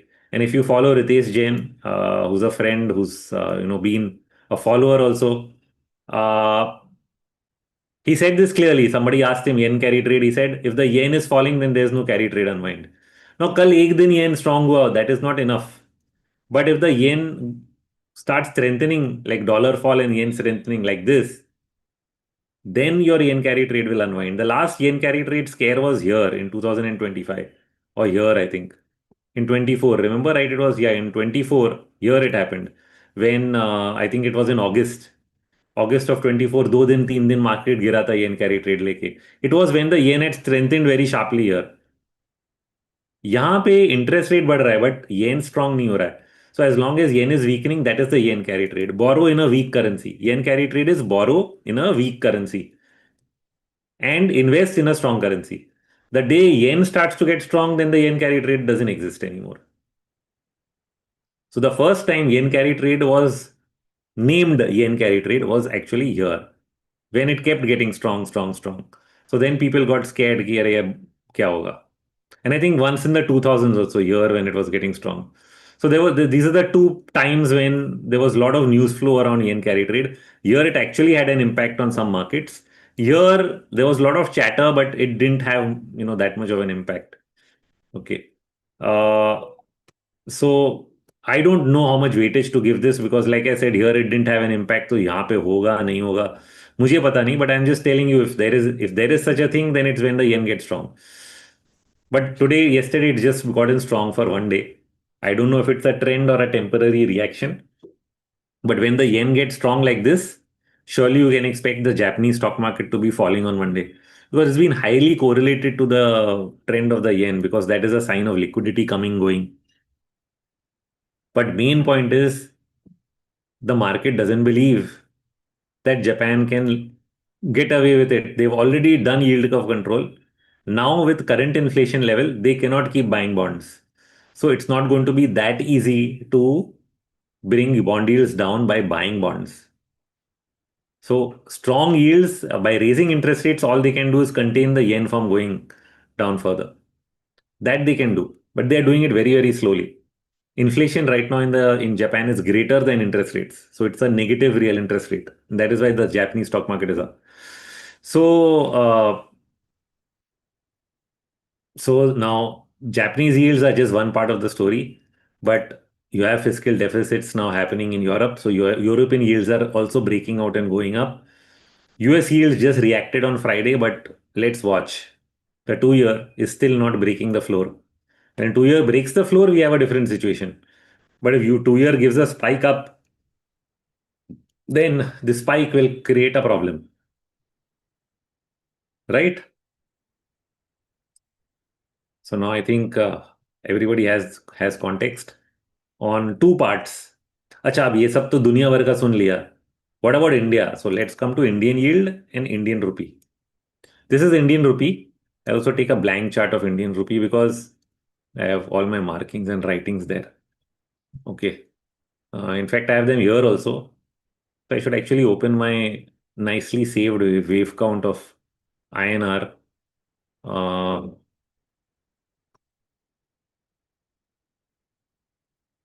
so you get a long-term idea of where it is.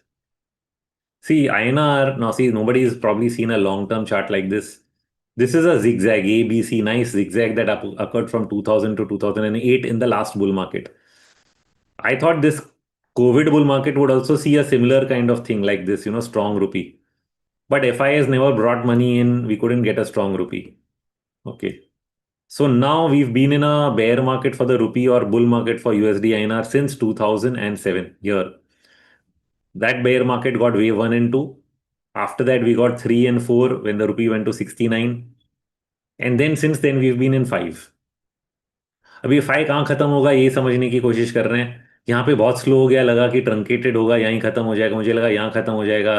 मुझे लगा यहाँ पे शायद ईडी है क्या, ये कुछ ऐसा खत्म हो जाएगा. ये सब इसलिए लगा. And why this was going slow is because RBI was intervening so much की the speed of USDINR going up slowed down after 2013. यहाँ पे रघुराम राजन ने आके रोक दिया और उसके बाद the next governor, right. So Shaktikanta Das, he was continuously intervening. So he slowed it down. But the good part is, and why I'm bullish again on USD INR is, ये channel नहीं टूटा. And also wave 1 and 3 have remained equal. So even though it went up very slowly in 3, the end of 3 year is equal to the wave 1 size. So that's a very interesting thing. So I was trying to take this triangle as 4 and 5 of the whole fifth wave. Now I'm taking 4, 5 of third only. And this correction, because it didn't go below the 4 of previous low, as a fourth. These are all Elliott wave things. If you understand Elliott wave, you'll know why a 4 not breaking previous fourth is important. And it held this channel. So now this is the fourth and actually wave 5 अभी शुरू हुआ है. सो अगर मैं अभी 5 और wave 1 और 3 तो इक्वल है, 5 को भी इक्वल कर दूंगा तो 98 तक पहुंच जाऊंगा और ये upper end of the channel around 102 तक है. So somewhere between 98 and 102 is my target for USD INR. Even though in the shorter term, you can see I've drawn a channel over here. Okay, and this channel shows that, okay, maybe if we complete 5 here and dollar index is falling, can we get a correction? So, but that correction might only be 1 of 5 and 2 of 5. उसके बाद 3 of 5 बनेगा and you will again go to 95, 96. So that's the bigger context which I'm showing on my meta stock chart. कि बड़े में तो ये it has still to go on. छोटे में you may have completed one leg. So you may only be at the end of one of this.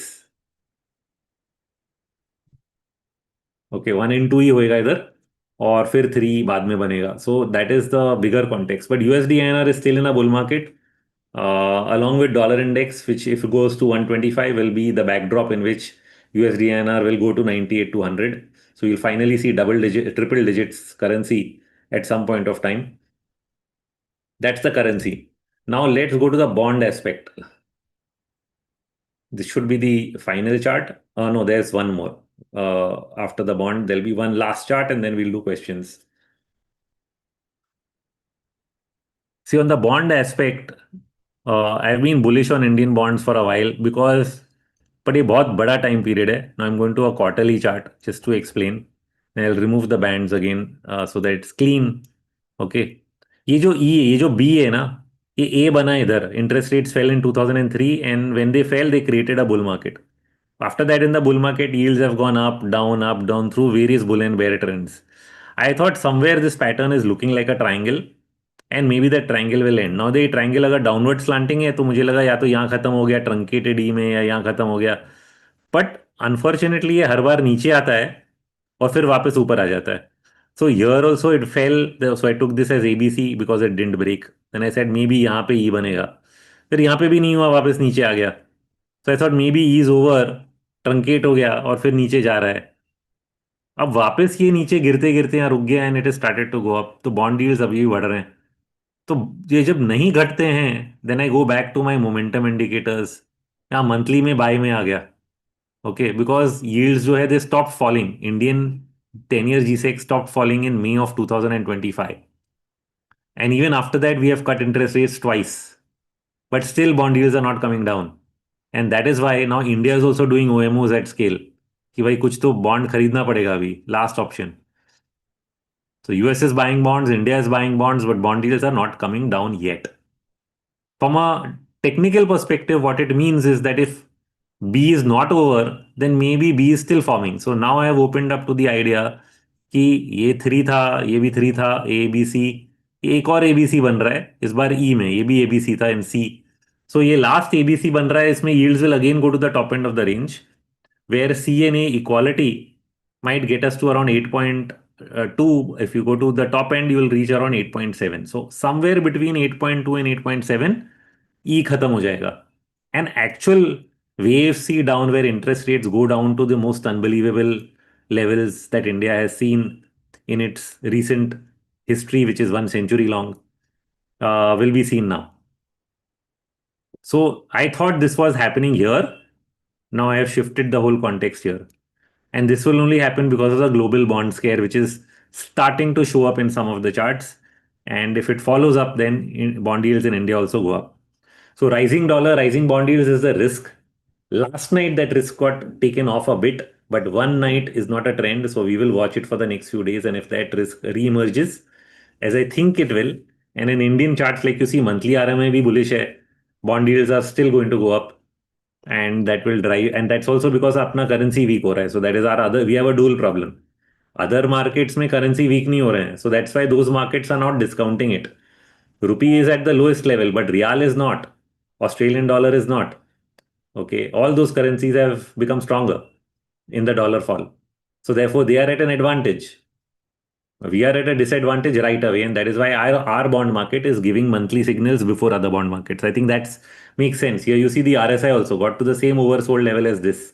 So I anticipate these yields to go back to overbought zones, and only after that we'll get. So after the next crisis, we will get the next real super bull market in India. Okay, but you will now some of you will say अगर इतना बड़ी तेजी आने वाली है India में तो मैं ये मंदी को सहन कर लेता हूँ. See this is your context. मुझे तो यही नहीं पता कि मंदी कितनी बड़ी होने वाली है. So I leave that context to you. I prepare for the worst. And in my mind what is the worst? So the worst is a retracement. And a retracement of what degree becomes the question. कितना retracement हमें निफ्टी में मिलना चाहिए? कितना मिलना चाहिए भाई in a long term bull market? If we complete 5, if we complete this 5 year, what should I do? I should end up getting a retracement, right? So if I end up getting a retracement, what will that look like? So I have to go from COVID low to the top of the ending diagonal and put a retracement chart. Now I have multiple retracements. Now because we are in a floating rate currency and because there are option writers who've managed this whole situation to end volatility as we know it, we have not got deep corrections in India जो पहले bear markets में 60-70% होते थे. After 2009 हमने देखा ही नहीं है. तो हमारा कॉन्टेक्स्ट हट गया है. हमारे हिसाब से एवरीबडी आफ्टर 2009 ऐसी मंदी हो ही नहीं सकती. So that's another weird context to live with. But so therefore the best presumption is 38%, 50%. इससे ज्यादा क्या होगा? 38 से भी ज्यादा नहीं होगा. So for most people worst bear market is 38%, 19,300. But I would be open to the idea that the world always goes back to normal. 50% भी आ सकता है, 61% भी आ सकता है, एंड बहुत सारे जो ऑप्शन मार्केट में क्राइम्स हो रहे हैं वो भी शायद पकड़े जाएं, हु नोज, क्योंकि मंदी में ही क्राइम्स पकड़े जाते हैं. So maybe the manipulation of options markets will finally get uh, investigated and curbed in India. That would be my hope. I don't know if it's happening, but just looking at the behavior of markets and volatility indices, there is a sense because Indian VIX doesn't behave the way US VIX does, which goes up and down on every correction. It just looks too managed, surprisingly. So therefore, this feeling that you cannot go beyond 19,338%, and some people who are very bullish probably not go below 22,000 here, 23.6%. Your worst case scenario is कि ये होगा.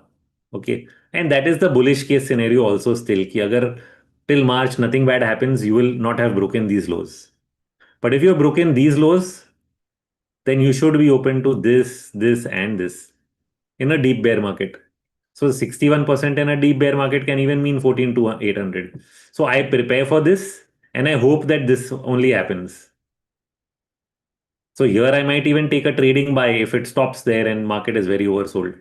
But I will still be willing to turn कि retracement के बाद वापस घुस गया तो. And by that time, hopefully, we will know what the macro factors are telling us. We've discussed what should the macro factors be telling us on the dollar and bonds.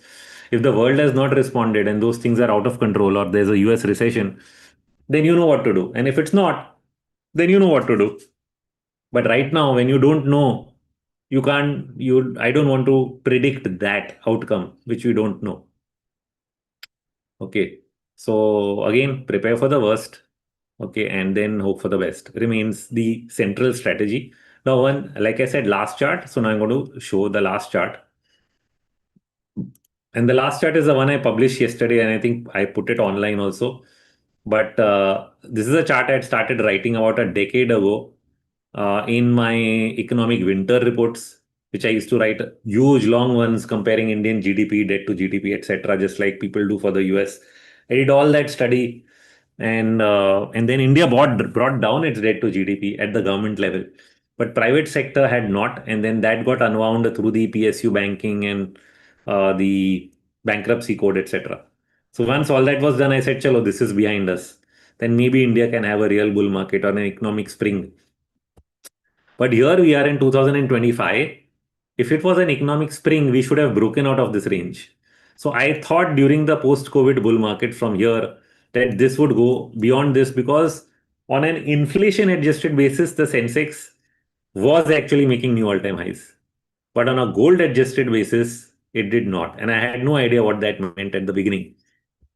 Uh, and now, if you see all these previous bottoms were stock market corrections. This was a stock market correction. This was a bit of, so initially it was gold and then later a stock market correction because gold also peaked in 2010. So it kept this from going up. Okay. So this didn't go up much because of gold and then stock market correction down. Again, this was COVID which brought it down. So here I thought it would peak, but it didn't peak till here. So for 6 years, I was like waiting for it to peak. And then it happened in COVID. And so we got a bottom here. So in COVID, I thought Nifty is bottomed. I thought this ratio is bottomed and it will take off. But again, the ratio didn't take off and it peaked at the top end and gold has outperformed. So even while I was bullish on gold, I didn't really, I thought equities are doing better. So I didn't switch to gold as an asset class like some people have done. Uh, and that has done well, I agree. But we are now here. And we are not here because of a stock market correction. This is the big difference between all these previous bottoms. These were all stock market corrections.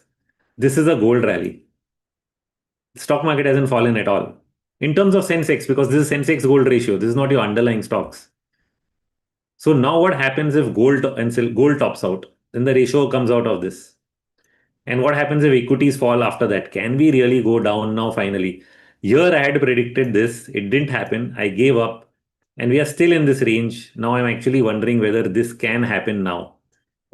Why am I saying this will go up first? Because the RSI here is extremely oversold. So this is again not normal. And when it is so extremely oversold, at some point of time, this ratio has to come out. Now, this ratio can come out either due to an equity rally or a gold collapse. Right? It's a ratio. Sensex divided by gold. Either Sensex has to go up or gold has to go down. Given how overbought gold is, it looks more like gold goes down to bring it out of this territory. Sensex should have gone up, but right now it's falling. So then I cannot say that also. So yeah, this is the other part. So in the contra type cycle, okay, and this is something that US has been trying to predict for. I mean, EW has been trying to predict for 3 decades. That this cycle goes through a full turn where the gold index ratio goes up and comes back, and then a new cycle starts. Okay. So in India, we've remained at the top end and we haven't had that cycle breaking the neckline, completing from the right shoulder down and then going up. Doesn't mean it has to come back down here. It can even bottom here and then go up. But just that you break that neckline is more like a completion process. So I am actually wondering that if India goes into a bear market, which like I said will confirm on a 5-wave fall Monday, Tuesday if it happens, then this ratio is unlikely to hold this neckline for very long. And therefore, my own long short report of December, which says equity is the new gold, has to be torn and thrown into the dustbin. Okay, so for 6-8 months, we were bullish. And then at the end, when this ratio reached down, I thought maybe this will happen. After Nifty going up from 21,000 to 26,000, I thought maybe now it will go from 26 to 28 because this ratio is here. Uh, I don't stick to any one view if the situation changes. So I've given up on this possibility. If it still happens, wonderful. But now I'm not willing to back it since equity is rolled over, technically speaking, that it will bottom out till I get enough evidence that equity has bottomed. But it does give the opposite context that gold has to top out. Again, this ratio can be used to say the opposite thing, that gold has brought this ratio down and a sell off in gold and gold will actually take this ratio up. That makes sense to some extent, if not the equity angle. This is my last chart of the day. My discussion ends here. I'm open to questions. Otherwise, I'll keep talking. Thank you very much for listening for the last 1 hour and 15 minutes, or is it 1.5 hour? 1.5 hour almost, I think. Sorry for that. But I hope it's educative for everybody who's never heard of me, who've not seen a market context from so many different angles. And some of you who have come new would say, wow, why didn't I find this channel before? I get those kind of responses also. It's because we are terrible at marketing ourselves and reaching out to you. But now that you have found us, do let everybody know you think should know that we can think far beyond the norm and have a very very different context of markets and change views based on it rather than be stuck in the old time, the old ways. This is how hedge funds think. If you want to think like a hedge fund, this is what you should be tracking. These are the factors you should be looking at. If you want to go old school, do an SIP and forget about it. Questions? Okay. Thank you, sir. That was a lot of information that you covered in the last 1.5 hours. But yeah, I want the viewers to just understand that this is just a glimpse of what we provide at India Charts. So we have covered commodities, we have covered currencies, we have covered the global indices. So these kind of reports you get on a daily basis, on a weekly basis, as well as a long-term basis. So all the viewers who are in the Zoom meeting or watching this platform online, we do have, if you're not registered for India Charts, if you've not taken a membership of Insiders Club, you can go ahead and you can just try it out for a month. It is not expensive, it's just 2,000 rupees a month. And you've got a glimpse on what kind of depth we go. I don't think so anyone in the market just goes to how in-depth Rohit sir has gone. So what I will do is I will just post the details of the registration and as well as the subscription in the chat. So, and how are we going to take this Q&As? We would ask everyone to raise your hands and we will be taking one by one. We'll be asking you to unmute and then Rohit sir will be answering your questions. Okay. I'll just drop the message right now. If you have not subscribed, you can go ahead and subscribe. I've put the descriptions in the chat, or you can just visit www.indiacharts.com. Okay, we will just give 1 minute so that people can go ahead and do it. And if you're watching this online, just visit www.indiacharts.com. All the details will be available there.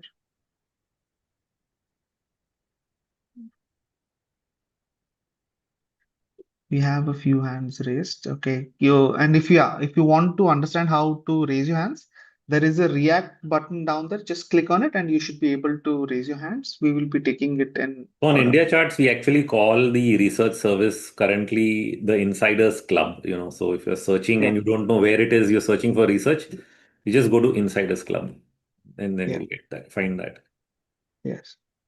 So yes, daily updates, weekly updates, and yeah, this is the long-term view on the market. So every time we post a long-term view or the research article by Rohit, we try to conduct this kind of sessions where there are times where you need a little more clarity on things, or you might have doubts and you need have doubts. So instead of having that comment section where it takes time, we just have a session, we clear everything, and yes, Rohit will be able And to answer. And as RAs, just for everybody's further knowledge, we now have the grace to be able to cover stocks as well. So we are happily putting out short calls over the last week because this is a bearish trend. And so we go both ways. And so if you're looking for those kind of trades or even long-term investments, we cover all of that as well. Yeah. think so. It's very we are in a very crucial juncture where the markets are. So, what we find we are good at is like identifying where that Elliott wave will really help you to understand where the bottoms are. And even in Strike, the platform that we use, we have some amazing tools that will help you or identify where Nifty tops out and bottoms out. Okay, so you can check that out as well. Sir, we will start with the Q&A. Yes, please. Okay, so we have Mr. Dar. I will ask him to unmute. Yeah, can I go ahead? Yes. Yes, sir. You're first in line. You can go ahead. Rohit sir, good morning, and thanks for this opportunity. So I just had one question. You mentioned about Ritesh Jain actually, and I too also follow him on Twitter. So I just watched a couple of webinars actually that were present in YouTube, and he was mentioning that currently what US is thinking is that like they want everything to, they want again to reindustrialize actually, and hence they want other countries to invest in US actually, Correct. and for that they want the dollar to weaken so that. Obviously, if the dollar weakens, that gives an incentive to other countries to invest more in US actually.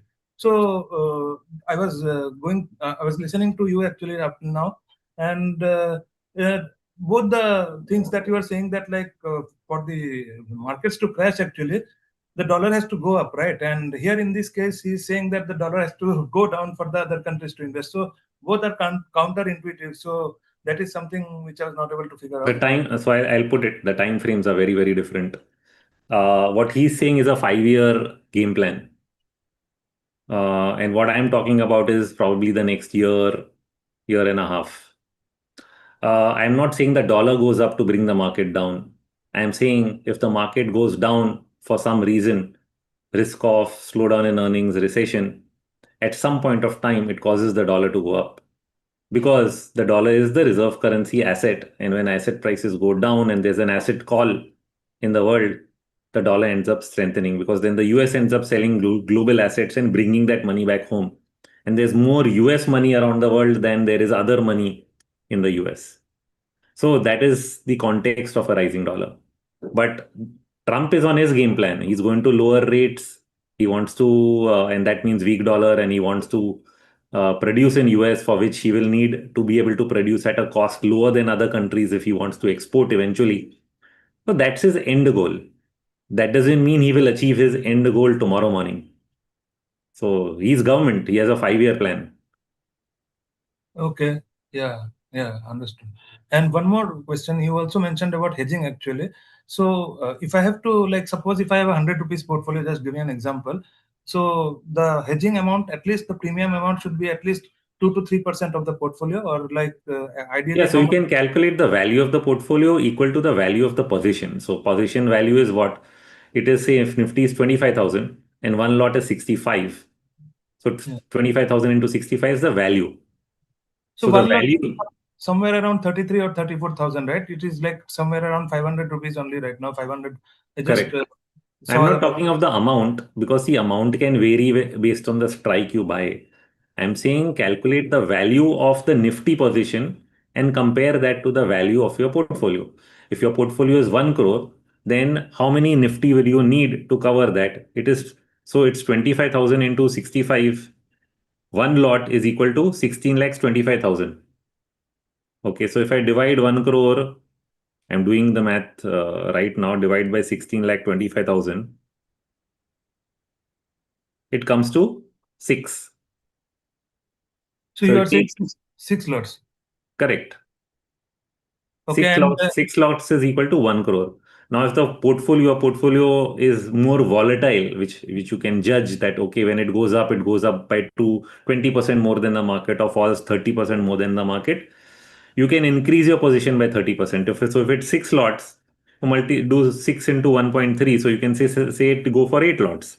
So that broadly covers you for the volatility of your own portfolio, the beta factor, etc.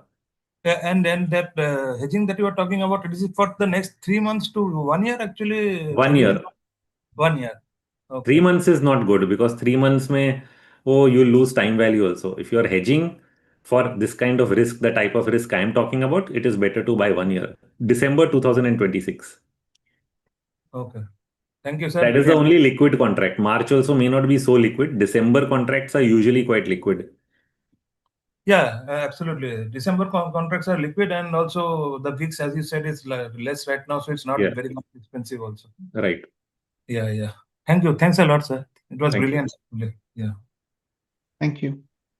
Rohit, sir, next we have Mr. Avinash. Good morning, Rohit sir. Good morning.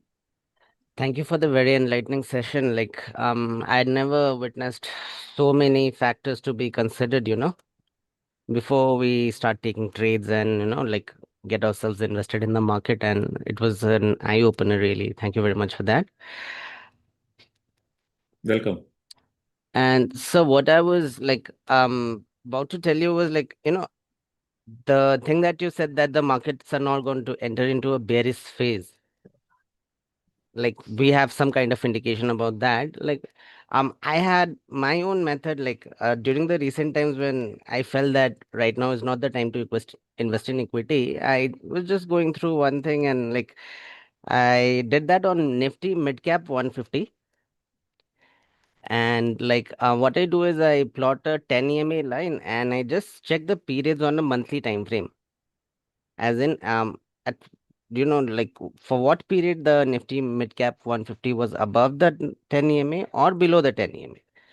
And ever since around 2008 or something, which let me check. Yeah, from 2006 I found out that an average bear market for us was around 16 to 18 months, and an average bull market was supposed to be around 14-15 months, based on these conditions. Like, just a simple closing of 10 EMA and above, the period it stays from, on a monthly basis time frame. Hmm. So right now, I was figuring that this thing is going to go into a bullish market after 3-4 months. That was what I was thinking of, and suddenly it closed again below the 10 EMA line. Hmm. So what you said was, really, it just kind of connected right where I had left off. And yeah, that is one thing that I'd like to thank you for. Now I'll really stay away from equities at the moment. Again, it just acted as a confirmation. And the other thing was the gold silver ratio that you said. The gold and silver both have been really approaching the tops, and people are in a huge hysteria. Like, one of my brothers, he is the other day he was telling me, but bhai, just put in 10 lakhs again, like, Hmm. silver मिल ही नहीं रहा है अब, physical silver है ही नहीं. And this thing is not the top, this thing is gonna go up and up. I think I'll have to go and show this recording to him, like how it is now really at the top. It's always the sentiment at commodity cycle peaks is always the same, that so and so will not be available. I just told him that, someone might come up in the media and change the narrative that, suddenly it is available. What are you going to do then? It's still going to be at the top. Now let me just share some history with people. Some will know, some will not know. The Indian rupee, more than 100 years ago under British Raj, was on a silver standard. Okay. In the late 1890s or 80s, the rupee collapsed. You know why? New silver discoveries made around the world. When the gold boom was happening and people were going and searching for gold all over the world, and then a lot of silver was found, and silver collapsed, and the Indian rupee, which was on a silver standard while some other countries in the world were on a gold standard, we lost our valuation. So very, very, Okay. so these things are very awkward. And so you reminded me also of that master gain. Like one of my, like, you can't say a relative kind of a guy. He turns up, like with two papers. One was from a UTI Flexi Fund, FlexiCap Fund. It was earlier it was named something else, and right now it has become UTI FlexiCap Fund. So this guy had managed to invest 8K in that, like 30 years ago almost. And when I redeemed that, it was around 1,92,000. And the other end, I had that master gain wala paper. And I checked it. It was 90% down. It was just showing it was not tradable anymore. So, like, so what happened to that? No, they invested entirely in mid caps, and Okay. between 1995 and 2000, uh, a lot of mid caps got delisted, went out of business, and the others which remained, uh, they were down 80-90%. Now, some of them have recovered and done well again, but the thing is, when you go down 90% Mm-hmm. and you go up 10 times, you're just back at even. Yes. So making back that money was a long process. Eventually, some people would have made, but they had the portfolio was in a lot of junk also. Mm-hmm. A lot of companies went out of business, so eventually you couldn't even get the money back. Okay, okay. And sir, like, the valuation scanner that you said would have access to soon, like, so when's that coming up? That's one crazy piece of thing that you have on strike right now. Yeah, it's It's amazing. Chavan can only answer that question if he's here, but they are working on it continuously. There is some bug that they have not fixed. Otherwise, it should have been live months ago. Okay. Like, that is where I kind of figured out, that if I could track some stocks or some index on a monthly basis, sir, seriously, like the highest time frame I had worked on when I started out was 1 hour. I'd never had the capacity to see beyond that. Like, you Hmm. guys made me see daily, eventually weekly, and then now I believe in that, monthly RMI thing as well. Like, when that's turning around along with other factors, some kind of a chart structure breaking out, Yeah.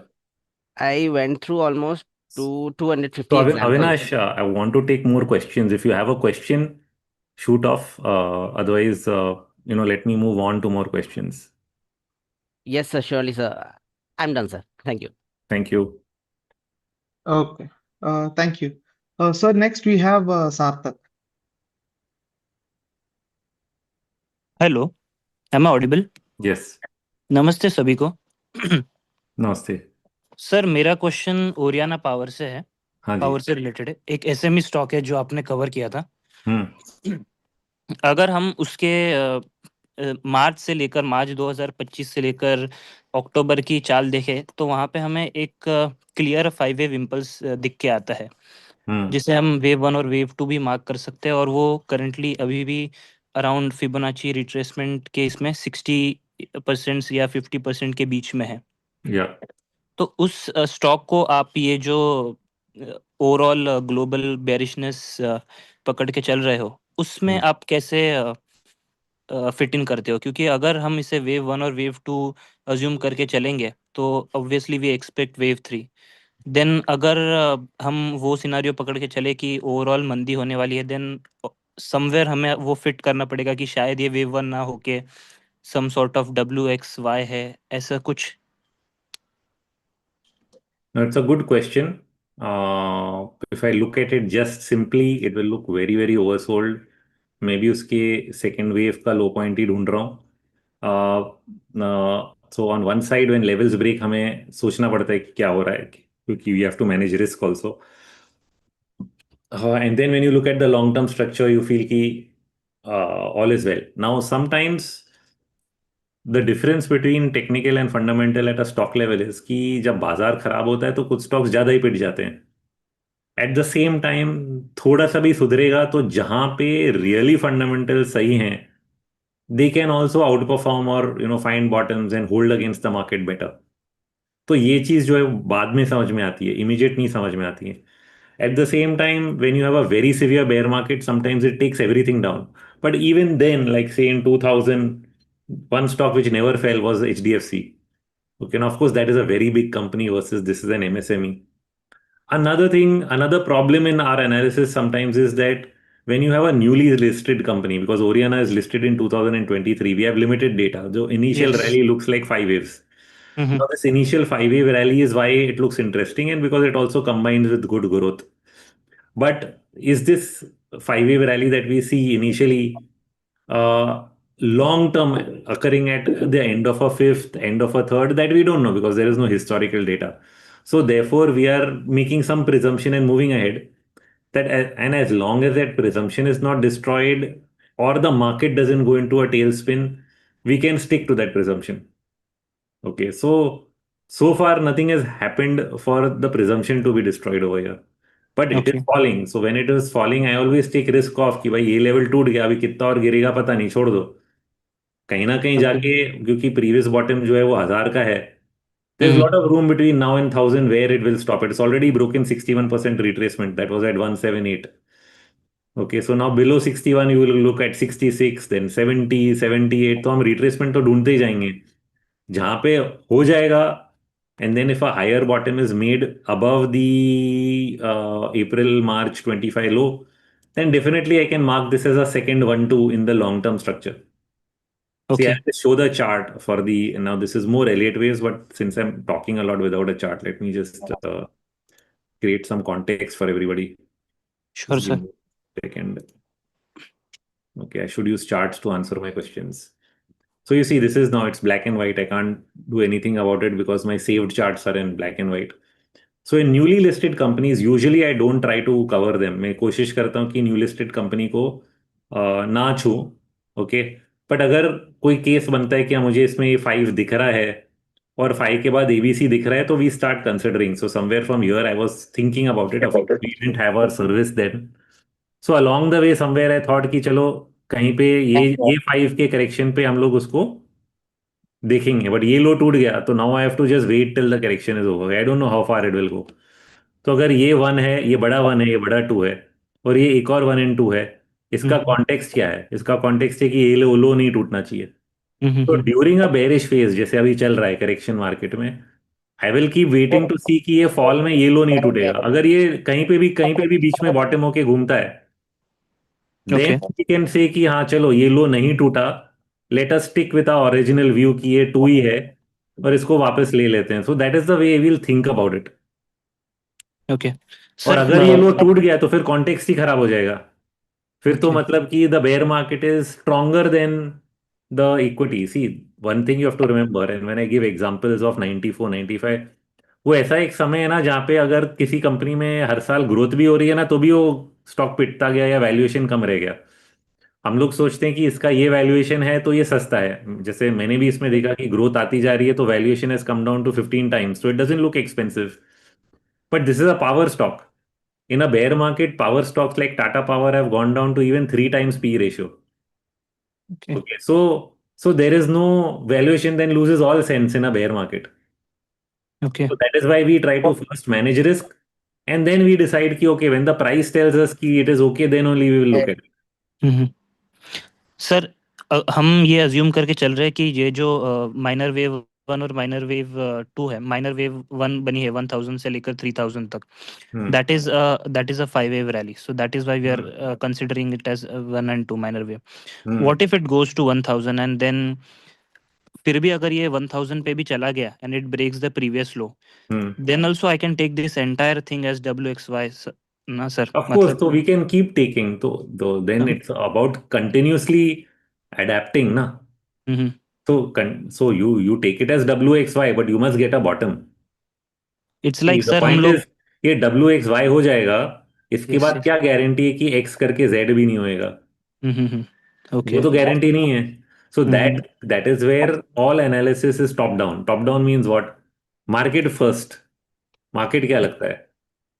अगर market खराब है तो x और Z भी बनेगा, और market अच्छा है तो नहीं होगा. And if the company is doing so well in terms of growth, तो ये इधर बॉटम होके 1 and 2 दोबारा बनेगा इररिस्पेक्टिव ऑफ मार्केट, अगर बहुत ही अच्छा है तो.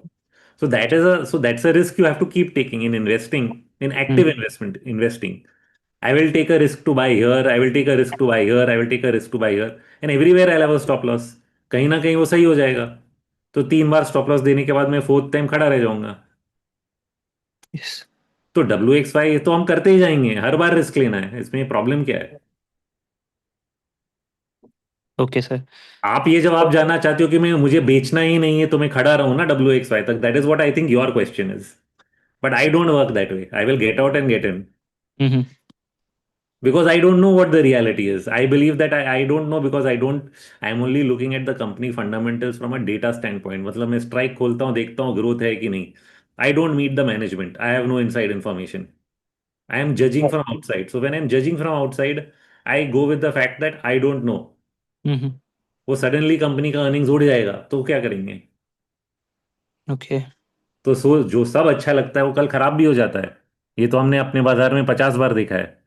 यस सर, एक और हम कमोडिटी स्टॉक उत्तम शुगर का देख सकते हैं क्या? नहीं, that is also, let's not go into all the stocks over here.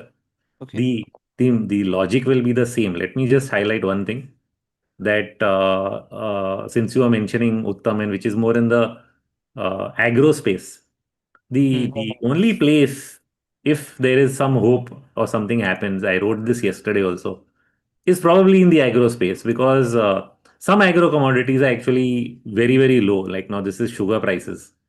Sugar prices are low, but there is nothing to say that sugar prices cannot fall so much more before going up. This is the long-term multi-year channel from all the way from 1984. This held over here in COVID. I am hoping it will bottom here because it's oversold. But if a market turns bad, it can even fall so much. That risk is not something I can price in. So market, again, I'm telling you the same thing before looking at the next stock and the next stock. The market context comes first. Now, in some case like soybean, it looks like it is going up. Soybean is not falling. So instead of sugar, buy soybean related stocks. Okay, fair enough sir, So thank you, yeah. Yes yes, thank you sir. Rohit sir, we have a question from the comments. He's traveling, he's unable to unmute. I'll just read it out for you, okay? Hmm. So Robert Kiyosaki said silver will go to $200 by the end of 2026. 2 years before, in November 2023, he said silver is $35, and in 2 years, that is November 2025, silver will be at $100. And now we have it. Any views on that? Yeah. Silver and gold, one second, I'll just finish it. Silver and gold are really going to fall? Question mark. Ray Dalio also suggested monetary system. Dollars is losing power. Okay. Now you should know one thing about the gold bugs community. When gold was here, they were saying gold will go to $10,000. When gold is here, also they say it will go to $10,000. Robert Kiyosaki, Mike Maloney, and all these people are in the gold bugs community. They only say one thing every day in their life for the last 30 years: buy gold, it is going to go up. So even if gold falls 50%, they say buy gold, it is going to go up. Eventually it goes up. But that's similar to buying a mutual fund and saying equity upar jayega le lo every day. What I'm trying to say is not that he's wrong. I'm just trying to say market timing करना है तो Robert Kiyosaki मत सुनो. Study sentiment, study data, study charts. Okay. If you want to know about the 50-year fundamentals of the economy, then you listen to Robert Kiyosaki. That said, I have a lot of respect for him. I have learned a lot from his books. I've read almost every book of his. But I know where to be critical. Just like I can be critical of Robert Prechter on Elliot Waves also. But I've learned so much from him that we should know both things because we all go wrong at some point of time. So I know their strengths and weaknesses, and the weakness of Robert Kiyosaki is he'll never turn bearish on gold and silver. So he will not tell you it's a top year. He will tell you to buy gold all the way down from year to year. And eventually, when it goes up after 10 years, he'll tell you I said so.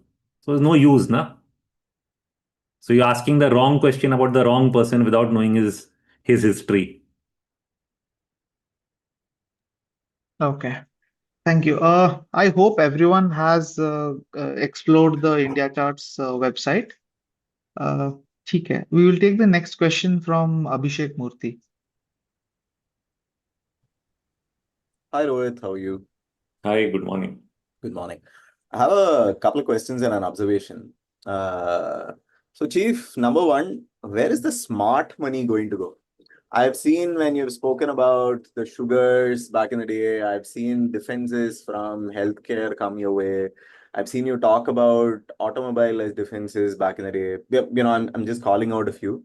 So, where is the smart money going to go here? Of course, today the investors in India have a lot more things to explore compared to a 2010 or a 2015. Like today, I can go and invest in a Malaysia index through like a Vested or a interactive broker or something like that. Maybe I can invest in Indonesia. So where is smart money going to go? Because I remember you calling out Japan. I remember you calling out Brazil. I remember you calling out few others. So where is smart money going to go? I'll complete my set of questions, Chief, in case that's okay. अरे फिर मैं भूल जाऊंगा. Let me answer one question at a time. Okay, please. Sure. So for the first question, I discussed this chart in the beginning of the PPT. I don't know if you were there at that time. This is the rotation of sectors. In a major topping process, money shifts from one segment to the other, but eventually everything goes down. So smart money will not get saved, but temporarily it will look like they're getting saved when they buy gold. Temporarily, they might shift away from gold into oil like they did in 2008, March to July. But after July of 2008, gold, oil, equities all went down together and money went into bonds. So there's a lot of rotation here. And if you don't know how to rotate between those assets, then that's what smart money will do. It will have to rotate. There's no single place where you can go and sleep. I wish I could say that places. I wish I could say it's gold because gold fell the least in 2008. But some of the long-term charts of gold are not making me comfortable enough to say that also. So I'm not saying that. Got it. Got it. Got it. So at some point gold, at some point oil, and eventually at some point bonds. But that's a timing thing. Initially bonds might fall, but later on they may rally. Usually once the world recession gets recognized, bonds will rally. So the time to buy bonds is at that point, but not today. Got it. Okay. Got it. The second question that I have is one of the things that I thought is worthwhile for us to also look at is, we all, all Elliot wave initiated folks know that wave 2 and 4 are generally alternatives. Like one goes sharp and deep, the other goes sideways for a long time. And using that and time series as thought process, we can potentially also look at how this this top might play out on a longer term log scale, right? So which means, should I assume this is a sharp downfall if the alternatives remain? So this whole thing about sharp downfall is also a little tricky. You're talking of Nifty, na? Correct, Nifty. See, what happens in a bear market is what we call as complex. Complex meaning W, X, Y, X, Z. Correct. Will it be sharp or not is it will be sharp on your portfolio. The value of Nifty has lost context because it's too manipulated. Manipulated by the inclusion of free float indices, manipulated by changing stocks inside the Nifty every quarter, every month. Okay. So we will do everything to make it look like Nifty is not falling. However, at your portfolio level, you can lose 50% or more. Got it. So that's the point. So let's not waste time on what Nifty level will be bullish. I will say Nifty will be WXYXZ. Now, will it be WXYZ like this? Will it be WXYZ like this? Or will it be WXYZ like this? How the heck can I know? Yeah, yeah, yeah, yeah. Maybe after the first two falls, we will have some Fibonacci that we can draw from there, but nothing more. Correct. Correct. Got it. Chief, the other observation that I have and would love to be shot down by you is on the Nifty metal, right? So I've been recently like gungu about Nifty metal, and I've been reading about it more and more. If you look at what's really happening in Nifty metal, so if you look at India steel traders, they're at about 50% PE premium compared to global peers, okay? But their ROE is like 2x, so which means that it is justified, compared to the global peers. And even if you look at their relative strength, a CNX metal versus Nifty is probably at 0.5, 0.45 or something. I can't remember it as we speak. In terms of correlation, and they've been underperforming over the last two odd years. So do you think... metal index is underperforming Nifty. Correct. Metal index is underperforming Nifty.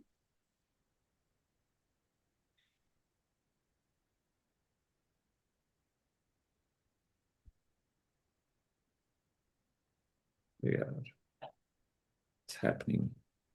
So if you look at their ratios of relative strength, the CNX metal and Nifty, if my memory is right, the ratio was probably at 0.45 or 0.5 or something.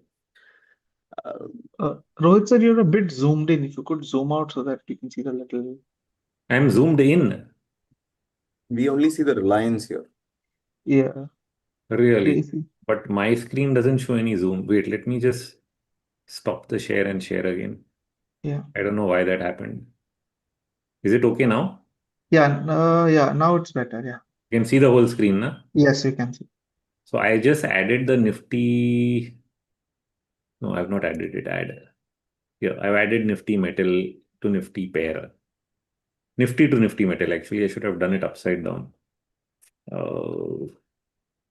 But yeah, it looks like it doesn't look like that. Nifty is underperforming the Nifty metal index. This is falling. So that's underperformance for this whole period. Hmm. This is a ratio chart, so it cannot be wrong. So I don't know why you're feeling that it is not under. I mean,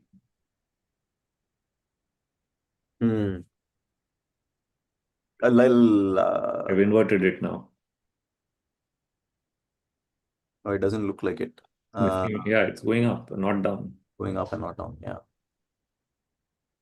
Yeah, okay. Maybe I'll double click on it and come back. Last one. Anything like back in 2008, and back in 2020, or even when the 2015 sideways was happening.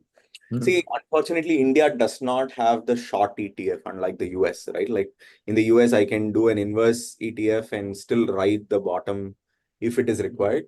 And back in the day, I used to do futures rollovers, right? Like, but today, and also I don't like the Theta and DK in the longer term options. Of course, I still buy puts. I've been buying long-term puts as my insurance.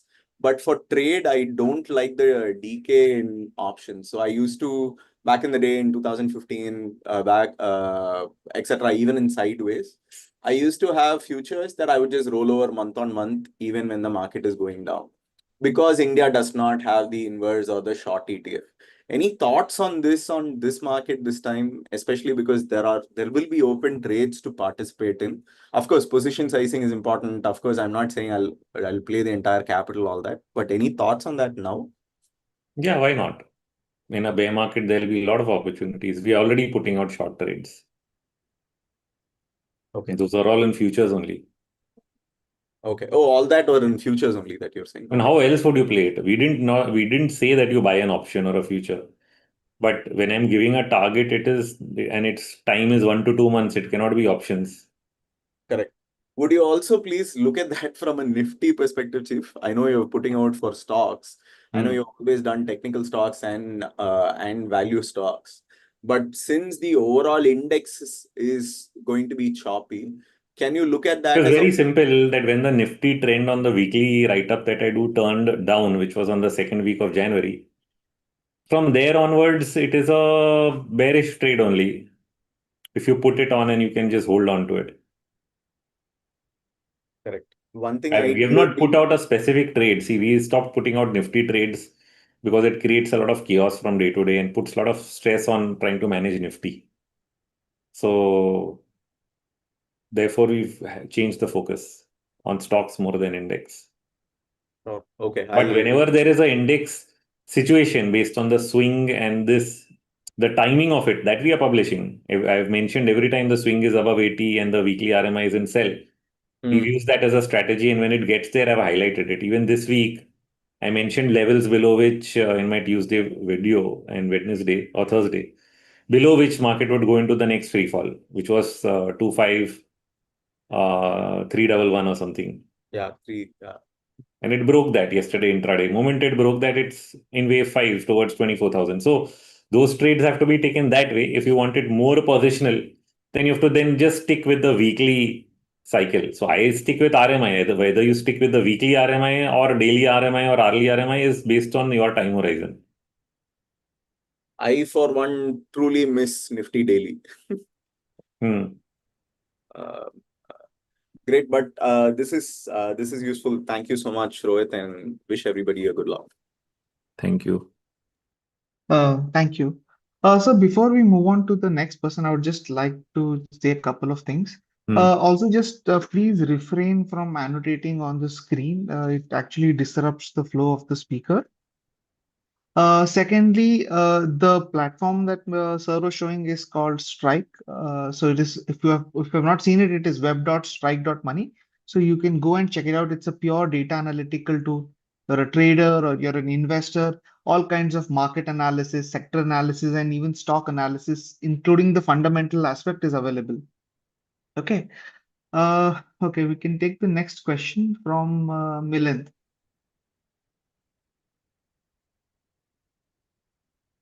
Yeah, Rohit sir, good afternoon and thanks for a very useful session.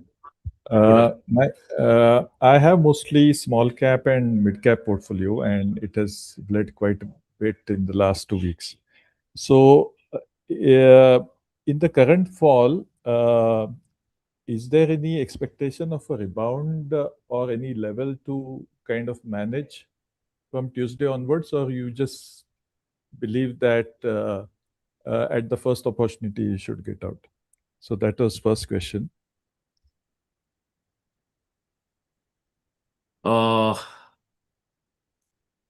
See, you're putting a very, very tough ball on the exact timing of everything. But if you have a time period that is a little longer, then it will not matter of waiting. See, there will be a bounce at some point of time. What will that bounce look like? Let's now just contextualize.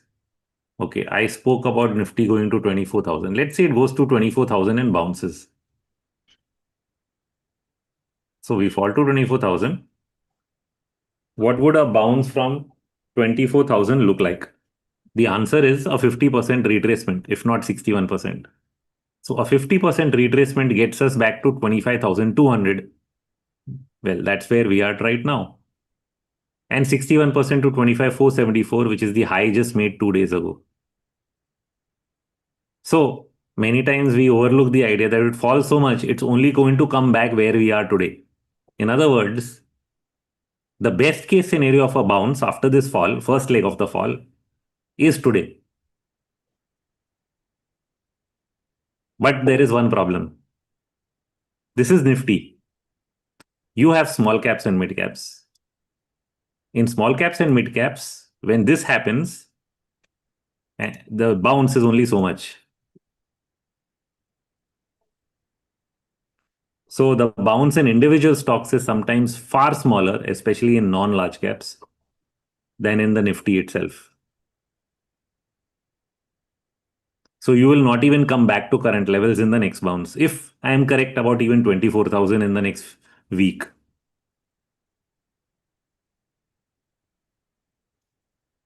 So then thinking about that, I would say, how does it matter? You sell today. You want to wait for a bounce, you'll first see 24,000, and then in your bounce, you'll not even get this level. Because it Yeah, all got it. depends on the stock you're holding. I mean, say, for example, you're holding real estate stocks. You think you will get higher prices?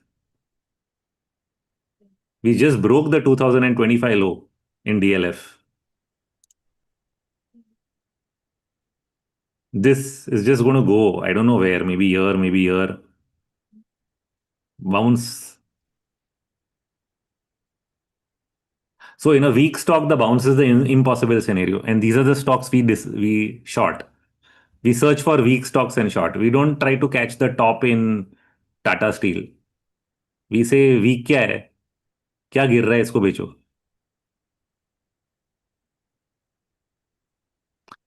So people Got it. think कि अरे this has already fallen और क्या गिरेगा, और हम लोग सोचते हैं अच्छा ये सबसे ज्यादा गिरा है, मार्केट खराब है, यही पीटो पीटो सबसे पहले.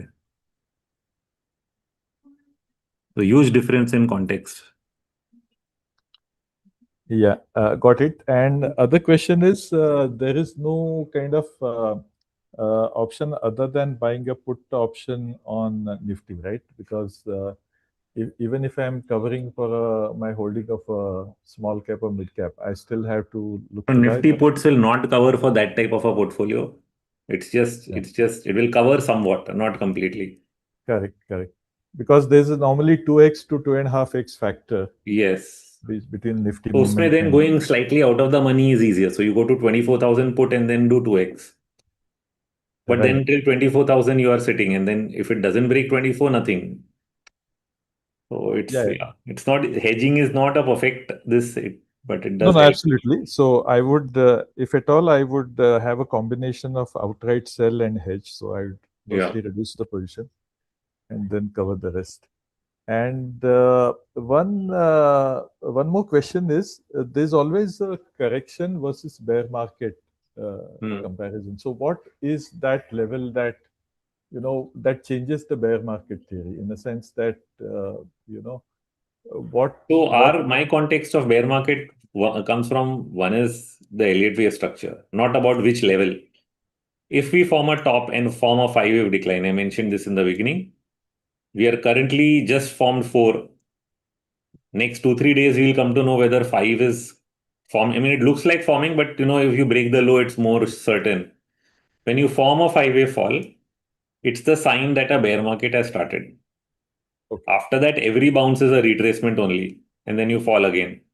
So this is the context of a bear market. Okay. And what is that In level terms of for levels, Nifty? bear market, further more confirmation is below 24,000, because 24,000 you will break the, I think the monthly bands or something. And on the upside, though, it is not till the all-time high, because the ending diagonal pattern occurred only at the all-time high. So 26,100, 200, जहाँ पे भी all-time high बना था, till that is not surpassed, it will remain. Okay. And what is that level, sir, for Nifty, which is, I think, just few points away, right, to break? Yeah, this low, current low, I mean, is what, 24,919. Got it. Yeah. Thanks, Rohit. Okay.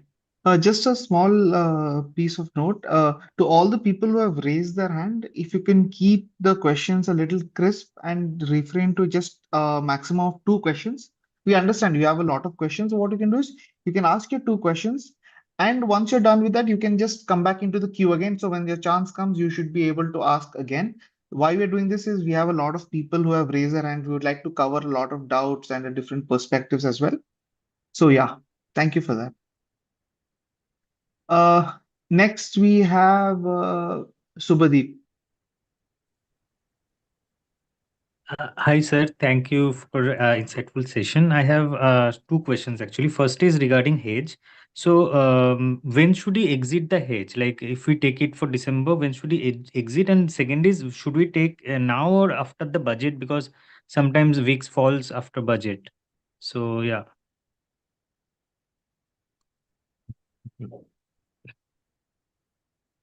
I don't know how to play God. This is a God question. VIX falls after budget, but market can fall before budget. And then the VIX has no meaning anymore. and you're hedging for 1 year and the VIX is still at 14, the last thing you want to do is see what if the market falls after budget and then VIX is 25, then you want to hedge. Then you won't even get the 25,000 put. You might be at 24,000. Then what will you do? It's all very weird. According to me, 25,000 is a good hedge. As long as you're above that and getting it, take it. 14% VIX is not very high.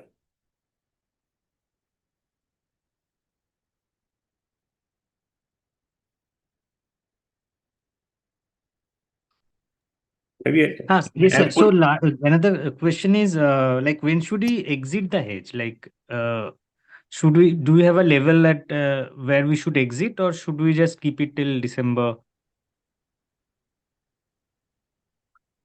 you know what? Read the long short report. You'll come to know. I'll change my view, na. See, what you're asking Okay. me So is when will the view change to bullish? right, right, I'm writing reports since 20 years. I will write it. How can I tell you today when I will turn bullish? It's equal to asking, sir, will you turn bullish above 26,000? I don't know. I might not. I might wait till 26,800. That doesn't answer anybody's question. So the question is when all the factors fall in place. So right, let's sir. wait for that. Now, this is a chart of VIX. The VIX has a very interesting chart. It's called an expanding triangle. So it's moved from the top end, bottom end, top end, bottom end, and now it is at this top end. This is a breakout point. If the VIX reverses from here, good. But if it goes above from here, then it's going here. So you are still getting it at a VIX which is at breakout point. If it was here, then yes, I would be concerned about the VIX. But then I would be concerned also that this can be a market bottom temporarily because usually at 24 we've got some bottoms before. Right now we are still at 14, so it's not a signal of a bottom. Okay, sir. Sir, do you have any opinion about Hang Seng and copper? Like, I have a considerable position in copper, and I'm not able to understand should I exit it because I'm already in profit. So, or should I keep it? And also a position in Hang Seng. I don't track Hang Seng so closely, but on copper I have written yesterday. This is the same thing. So this is what we write here. If you just go to copper, where's it gone?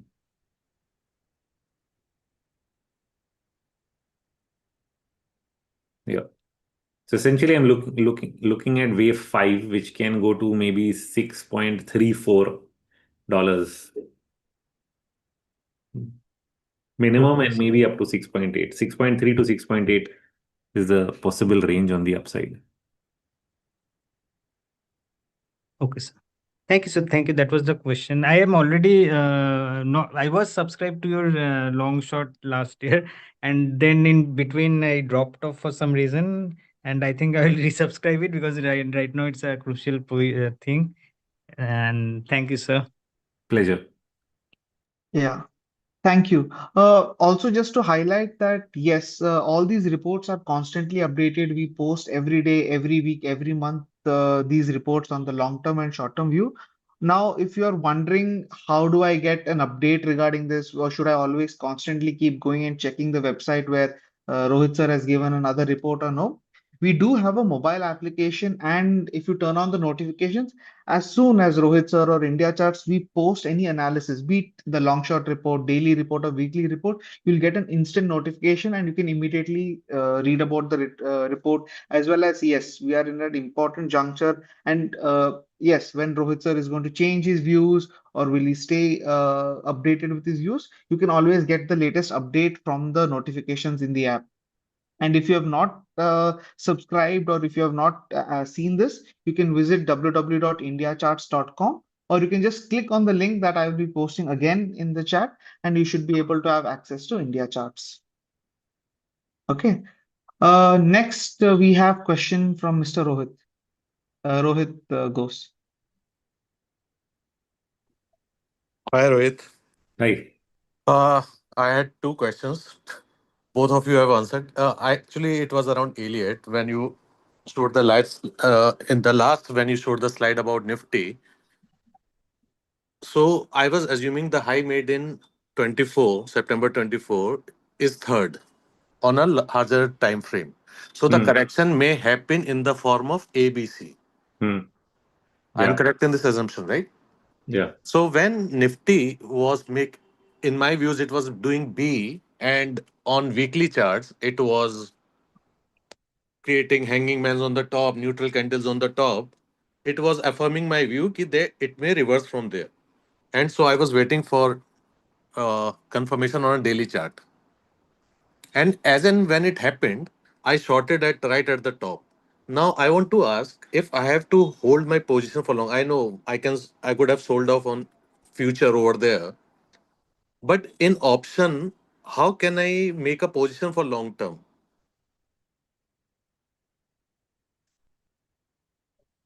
In options, you want to make a position for long term Like as you were advising for hedging, you hedging, could I have. was saying, yeah. Yeah, but can we do same thing in option if I have to carry forward like for two, 3 months? For a bullish position.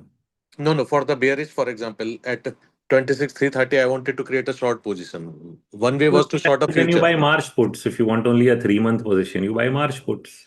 Okay. So what I did the Fab end thing, and I'm still sitting on it. So is that there is nothing called how to figure it out कि एक महीने का लें, 2 महीने का लें, 3 महीने का लें.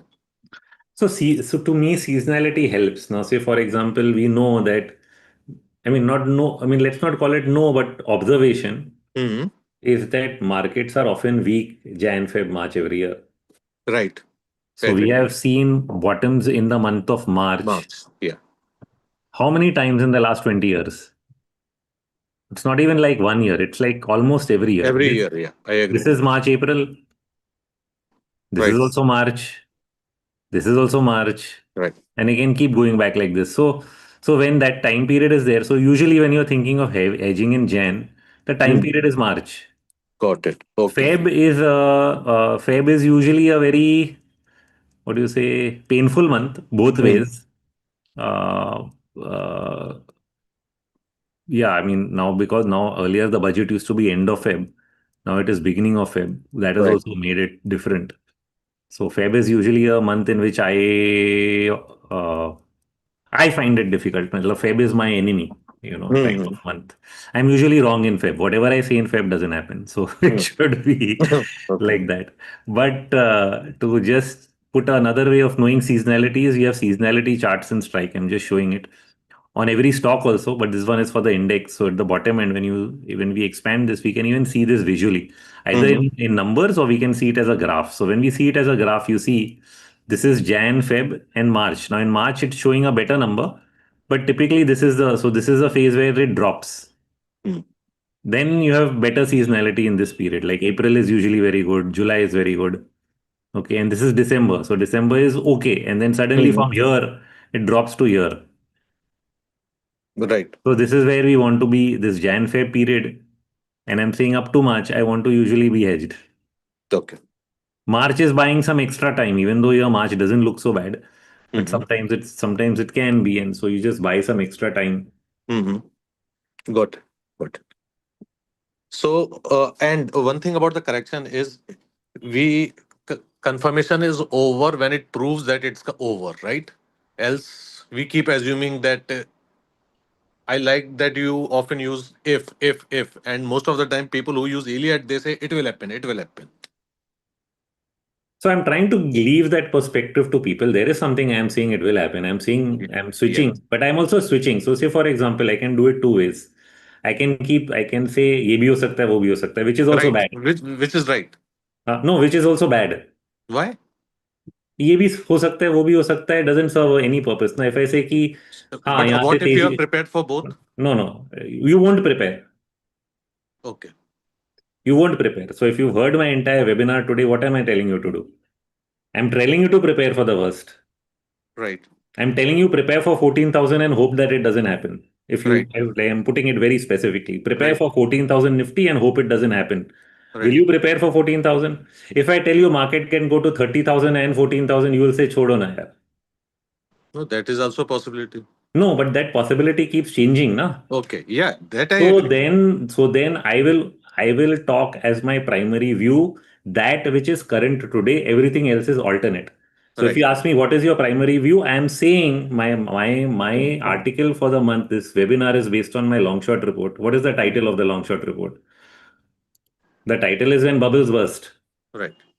So I am talking about the risk that we will go into a bear market. In my mind, I already believe we are in a bear market. Right. But to you guys, I'm being a little conservative. Right. Because a lot of guys are long-term investors. They Right. don't want to sell. They're worried about tax.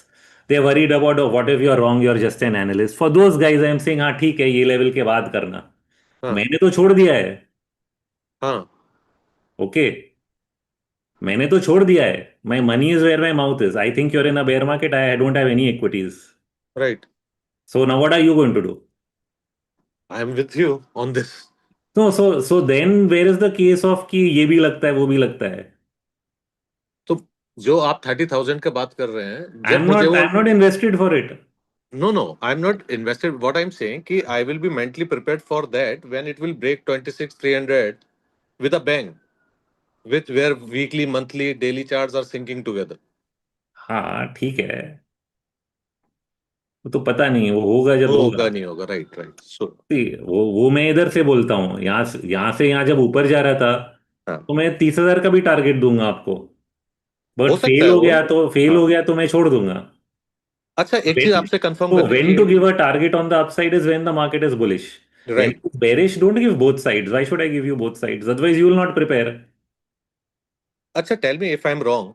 It's a question like जब 26,330 जो हम target बात कर रहे हैं, Elliott waves में वो target आता है, पर वो जब आएगा तो मेरे चार्ट्स भी, मेरे इंडिकेटर्स, मेरे चार्ट सब कुछ वैसा बोलेंगे, right? They will not be in contradiction with each other. No, Elliot waves does allow that contradiction. Okay. Some things, there's a pro and con to this. Yeah. So when this is developing, I've opened it in front of you. Yeah. Okay. When this is developing, a lot of even a lot of analysts in my class had drawn this pattern here. तो मैंने भी बनाया था ये. Correct? हाँ. तो ये pattern का मतलब क्या है? And of the phase. तो बस आपने खुद ही जवाब दे दिया. तो मार्केट आपको बता रहा है एंड ऑफ फेज हो सकता है. बट इंडिकेटर्स बुलिश हैं. सही, आप यही बोल रहे हो ना? सो दिस इज एन अवेयरनेस. यहाँ पे इंडिकेटर बुलिश दिखा रहा है. हाँ. ये चार्ट सेटअप बेरिश है. ये चार्ट सेटअप जैसे कंफर्म होगा, which means moment the market fails to break out here and turns down, you will give this pattern importance. Right. That is what I'm doing. Right. So so Elliott waves allows you to do that very, very fast from the top. If not at the top, after it starts falling. Right. But before everybody else. Right. Because of Elliott waves only. Right. Right. So you can't say कि top पे वो indicate नहीं कर रहा था. That is what is wrong. हाँ ना, कर रहा था वो. I agree. वो जो मैं व्हाइट सोल्जर्स बोल रहा था, यही पैटर्न बन रहा था. अभी ये टॉप पे नहीं. पिछले बार भी in September I have written a long short report about that September 25 top, this top. But that time I wrote it early. I wrote it early because I was trying to draw something like this. Okay. But why was I trying to draw something like this? Because when we go to a slightly higher time frame, we look at this same period. Okay. Let me just remove these lines. Then from year to year, from March, ये जो बना था March 23 का bottom, यहाँ से ये 1, 2, 3, 4, 5. Right. तो जब 5 कुछ खत्म होता है तो करेक्शन तो आना है इस 5 का. And usually the worst case scenario is the fourth wave of previous. So from here we started looking for a top and eventually it came. And again the bottom was on the same seasonal cycle ki March 26th tak it will finish. So again it is possible to be an advance. Okay. Right. I agree. Sir एक psychological question था. मतलब I am not able to deal with it. Normally I do F&O stocks and invest in cash. Right now I'm not in cash. So I was too much focused on Nifty. And at same time, I was seeing this company 361 WAN. It was showing कि बस हो गया इसका काम. Hammer बनाया था इसने 4 दिन पहले. और कल मैंने देखा, परसों मैंने देखा था एक्सिस बैंक भी टूटने को ऊपर तैयार बैठा है. I get so engrossed in Nifty that I forget all the opportunities which I am seeing in stocks and which may give me a good result with good risk. ये problem मुझे भी होती है. अब इसका क्या सोल्यूशन दूं? इसका सोल्यूशन एक ही है हाँ. You don't feel bad about missed opportunities, but so then you have a either you can have a stock specific approach, Okay. or you can have an index approach, or do a breakdown. So sometimes what I do is, let's say 50% or 30% or something, some percentage allocated to Nifty Okay. and some percentage allocated to stock specific trades. Okay. Okay. 60, 40, 30, whatever, some ratio you'll have to come up with. ठीक है. तो इसमें you will keep an eye on both, you will keep doing some stock specific trade, some Nifty. ये मैं जब करता हूँ तो कभी कभी बच जाता हूँ, क्योंकि कभी कभी ऐसा होता है निफ्टी गलत गया बट स्टॉक सही चले गए, सही बात है. तो बच गए. हाँ, स्टॉक चलता है तो वो निफ्टी में जितना कमाएंगे उससे ज्यादा दे देता हाँ है. हाँ, so doing a bit of both helps there. Okay. क्योंकि मेरे साथ बहुत होता है ये, तो मैंने सोचा शायद कुछ इसका दिमागी तोड़ निकाला जाए. नहीं, दिमागी फिर दिमागी तोड़ दूसरा है कि अगर मैं निफ्टी से व्यू ले रहा हूँ एंड फिर स्टॉक्स पे काम कर रहा हूँ, तो then only when I am bearish on Nifty I look for bearish stocks.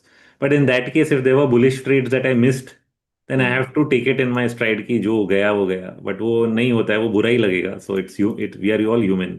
Okay. Okay. So then better to do is break it up between both. ठीक है. ठीक है. Thanks a lot. And I learned a lot from you. मतलब I always wanted to learn markets, how market structure works, but I was not able to get that answer. But more I hear your webinars, it gives me topics to read about or figure it out. Great. Thanks a lot. Great. Thank you so much. Thank you. Thank you. Next we have Mr. Arun. Hi, sir. Hi. Sir, first of all, wish you a very happy new year, sir. Happy New Year. Thank Sir, you. actually, there is one very small question. I don't know whether it is small or not. There is a saying that in last 2 days back, when this guy Trump has told that US has a huge debt of around $38 trillion, and this year they are going to pay the debt for around $9 trillion. Whether, as you said, that this Nifty is going to fall. Nifty means the whole market is going to fall. Whether this unfolds before that crisis happens, or maybe it will take a little bit further, then it starts unfolding that crisis. So Or there it is an goes a deeper correction, uh, uh, 200 points up, 1,000 points down, like that. If it keep on hanging over there, like that, correction unfolds. we can take it one step at a time, because all markets will not unfold at the same time. I said that in the beginning. In a topping process here, India has peaked first. US may peak later on. Then more negative news from US will come later. So there will be some lead lag. But eventually, when all markets are going down, that time all the bad news comes. So ये phases हैं. हम लोग इन phases को एक एक step जाके लेंगे. अभी तो ट्रेंड दिख रहा है, तो इस ट्रेंड को हम लोग मैप करते रहेंगे. ये हर दिन का काम है. इसमें we cannot know everything in advance. So today we are making what is called as a guesstimate. Today we make a guesstimate कि ऐसा हो रहा है तो ऐसा होगा. Then every day we monitor those parameters and keep updating, and stay with the trend. That's all we can do. If at all, if we want to go till that, if we want to keep shorting at one certain point level, what level we can keep shorting, sir? So it has to be on the wave structure, na? See, shorting is, I've just shown you the structure. Let us look at it again. Okay. So when this is falling in 5 waves, जब 1 बनता है, हम 2 का wait करते हैं. 2 typically 50-60% retracement है. फिर Okay. 3 होता है. So we try to short over here. Then when it does 4 and starts 5, we try to short over here. When it does 5, do we try to short? No. No. Because after a 5-wave fall in Elliott wave analysis, it will bounce back in ABC and then fall again.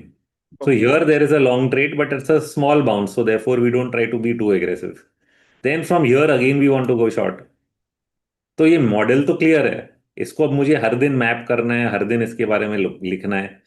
और ये चीज जो है sentiment के साथ में भी match होती है. तो सेंटिमेंट हम लोग कैसे ट्रैक करते हैं? Strike we have created a bunch of sentiment indicators for different time horizons.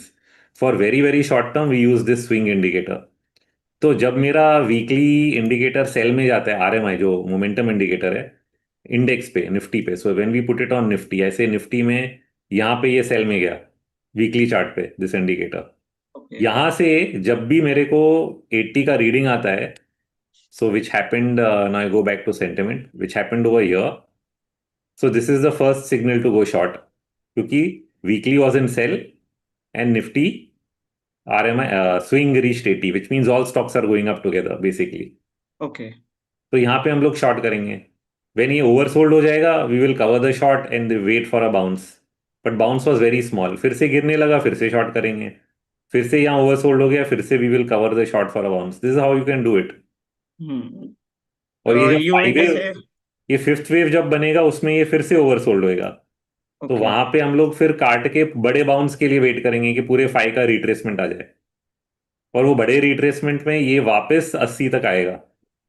तो हम लोग ये जब बाउंस करेगा, we will short when this reaches up here, and this is retracing 50% or 60%, whatever the retracement is, and this rises in 3 waves.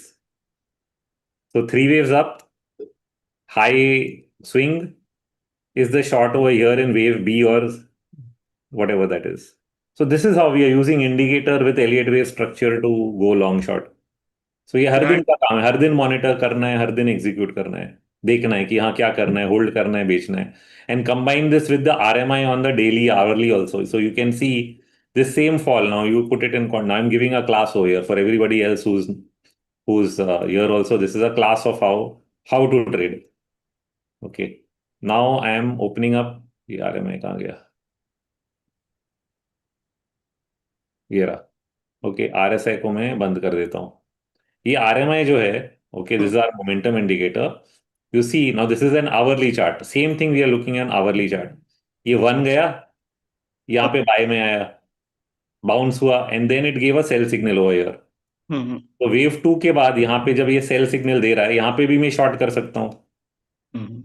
फिर ये 3 हो गया, ये 4 का बाउंस आया, इसके बाद यहाँ पे इसने सेल सिग्नल दिया कल, तो यहाँ पे मैं वेव 5 डाउन के लिए शॉर्ट कर सकता हूँ ऑन दिस सेल सिग्नल. अब ये जब तक सेल में चल रहा है, I will try to ride wave 5. Okay. So I have combined now 2-3 things: my indicator, my sentiment indicator, and the Elliott wave analysis. This means lower lows, lower high on that. All of that is Dow theory. वो तो fourth thing आ गया फिर. Okay. Elliott wave analysis is the structure, which is also mixed with Dow theory. But so Dow theory, Elliott wave, RMI swing, अब 4 चीज हो गई. आप जितने चीजें लगा लो, but it should be to try and ride that trend. Okay. Put it It all should sync put it all with together. that particular point. हाँ. Put Okay. it all And one together. small and one more small. This actually I think it is out of the box question, sir. In one of your videos, I heard that in budget there is a chance of long-term capital gain tax can be abolished or it can be reduced. Is there any chance like that, sir? If what all if it happens, still this bearish view will be. This is a recommendation made by stock market to the government. Okay. Will the government listen to the people from the stock market and say yes? वो तो भगवान ही जान सकता है. But if you look at the government's finances, they have no place to give tax breaks anymore. उन्हें already GST cut दे दिया है, उन्होंने ऑलरेडी लास्ट ईयर पब्लिक को कट दे दिया. अभी LTCG काट के उनका कोई फायदा नहीं है, उससे उनको कोई वोट नहीं मिलने वाले हैं. In fact, last year they increased LTCG to 12.5%. Now you're telling they will cut it. They will not cut it. Okay. But they might. At the most, they'll say, चलो 12.5 का 10 कर दो वापस, जो पहले था. ओके, चलो उन्होंने उतना भी किया, उस पे आप कितना मार्केट खींच लोगे? उससे क्या बुल मार्केट शुरू हो जाएगा? नो. उससे क्या फॉरेन इन्वेस्टर्स इंडिया में आ जाएंगे? No. If you want FIs to come in India, you have to give them zero tax on LTCG. देन वो भर भर के आएगा, बट वो हम करने नहीं वाले हैं. That's true. Just wanted to check that even if that happens, still the bearish view holds good. If it goes from 12.5 to 10, yes, that doesn't change anything. It will only create a bounce. Okay. तो market ये 5 wave complete होगा, 12.5 का 10 करेगा, इधर आएगा और फिर crash हो जाएगा. Okay. So on that news, if there's a sharp bounce, I will sell into it. Okay. Provided this fall is 5 waves before that. Okay. This 5 is very important from a technical perspective. Okay. Okay, sir. Thanks a lot, sir. Actually, we are very big fan of your views.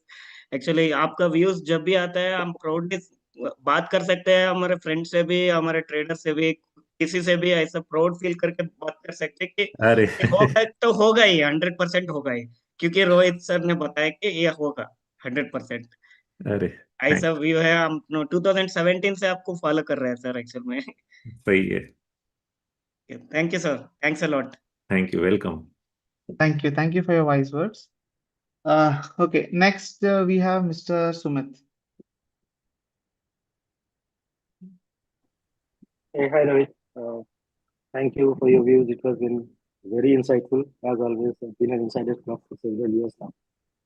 So one question I have now, we like from Indian, we cannot trade in any of the currencies.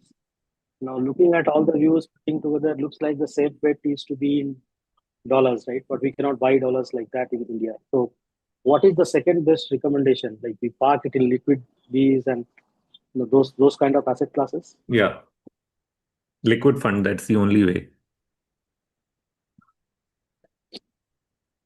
Okay, thank you so much. Okay, next we have Mr. Ashok Anand.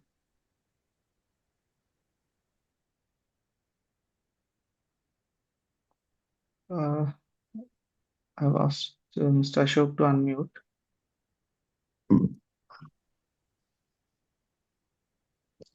Hello, Yeah, you're am I audible, sir. audible? Yes, yes. Yes.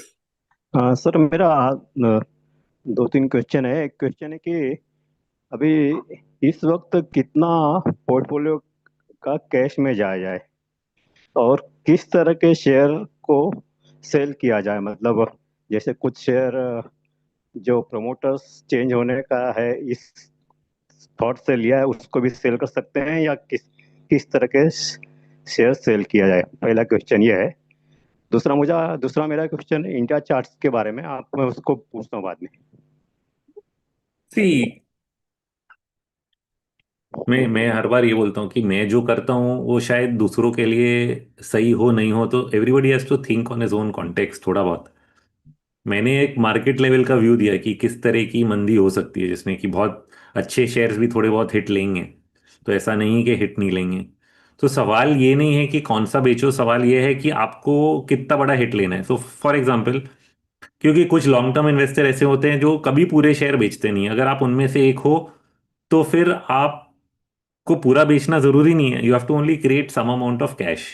So how much cash? So it always starts with say 30%। 30% is a good level कि आपने अगर 30% कर दिया, which means you are 70% invested, और आपका portfolio आधा भी हो गया, तो 70 का 35 हुआ और 30 कैश है, तो फिर भी आपका ओवरऑल ड्रॉडाउन जो है वो 35% पे ही रहेगा।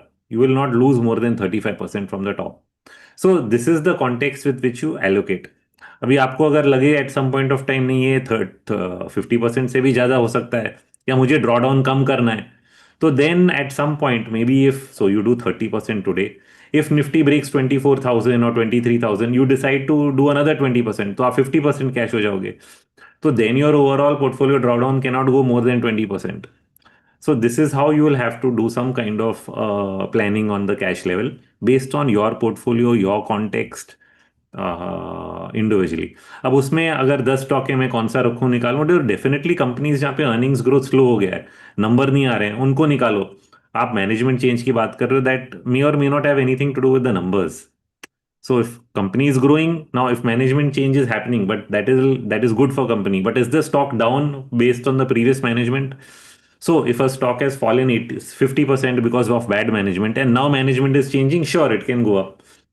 But if management is changing at peak price, can it make a difference? So it's slightly difficult question, but has to be contextualized. So finally it comes down to कि growth क्या आएगा, valuation case है कि growth का case है।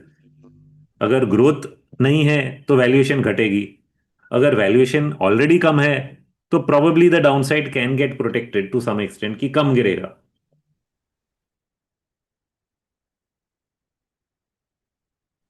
आई hope that helps. Okay sir, second question है।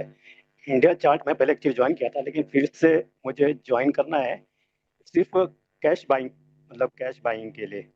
तो right. उसको कैसा मैं अच्छी तरह यूटिलाइज कर सकता हूँ? बाकी सब तो आप जो देते हैं काफी अच्छा ही है, लेकिन मतलब So cash buying के लिए और there हेज are किस so there are only see cash buying is only if I give a buy call. So last quarter when we launched the service, we tried to do a bit of cash calls, but right now I have suddenly turned bearish. So what is happening is हमने जितने long calls दिए थे उसमें almost 70-80% मैंने हटा दिए। अब जब बुलिश लगेगा तभी कैश ट्रेड्स देंगे, and if it is bullish in a bear market सिर्फ बाउंस के लिए ट्रेड्स रहेंगे। So those are usually in the sections which are around, and अभी नया मोबाइल ऐप आने वाला है स्ट्राइक का, उसमें भी हमने रिसर्च को इंक्लूड कर दिया है। So actually you can get it all there, but basically if you go to the website you have to just go to the stock section here, and under stocks there are trade setups. These are typically daily RMI cycles which last for 1 month, 1.5 month का trades होता है, and value wave are usually either 1 year or multi-year. वो we there also we have segregated into two parts. One is momentum investing, जिसका एक और segment हम लोग बना देंगे, इधर अभी बना नहीं पाए। तो उसमें वो those will be for usually 6 months, 1 year, and then there's the value wave which are usually for several years. So those are the cash buying segments only. Value wave or momentum investing is usually buying. Trading में ही short आएगा, but value buying is usually for longer term where it will be mostly cash side. Okay sir, हाँ, yeah. Thank you, thank you. Thank you. Next we have Pujan Shah. Hello, sir. So Yeah. after last year's March-April correction, we have seen an up move, but those up moves, the waves are very overlap. So, is it any possibility that the correction which started in September 2024 to March or April 25 is a wave A, and we are uh, completed wave B because it was very overlapping, and so it was corrective wave up, and the whole correction will now eventually be a flat correction. So C wave and in C wave it can be 5 wave. So we can get 5 wave correction down right now. So what are the possibility of that setup? Very much possible.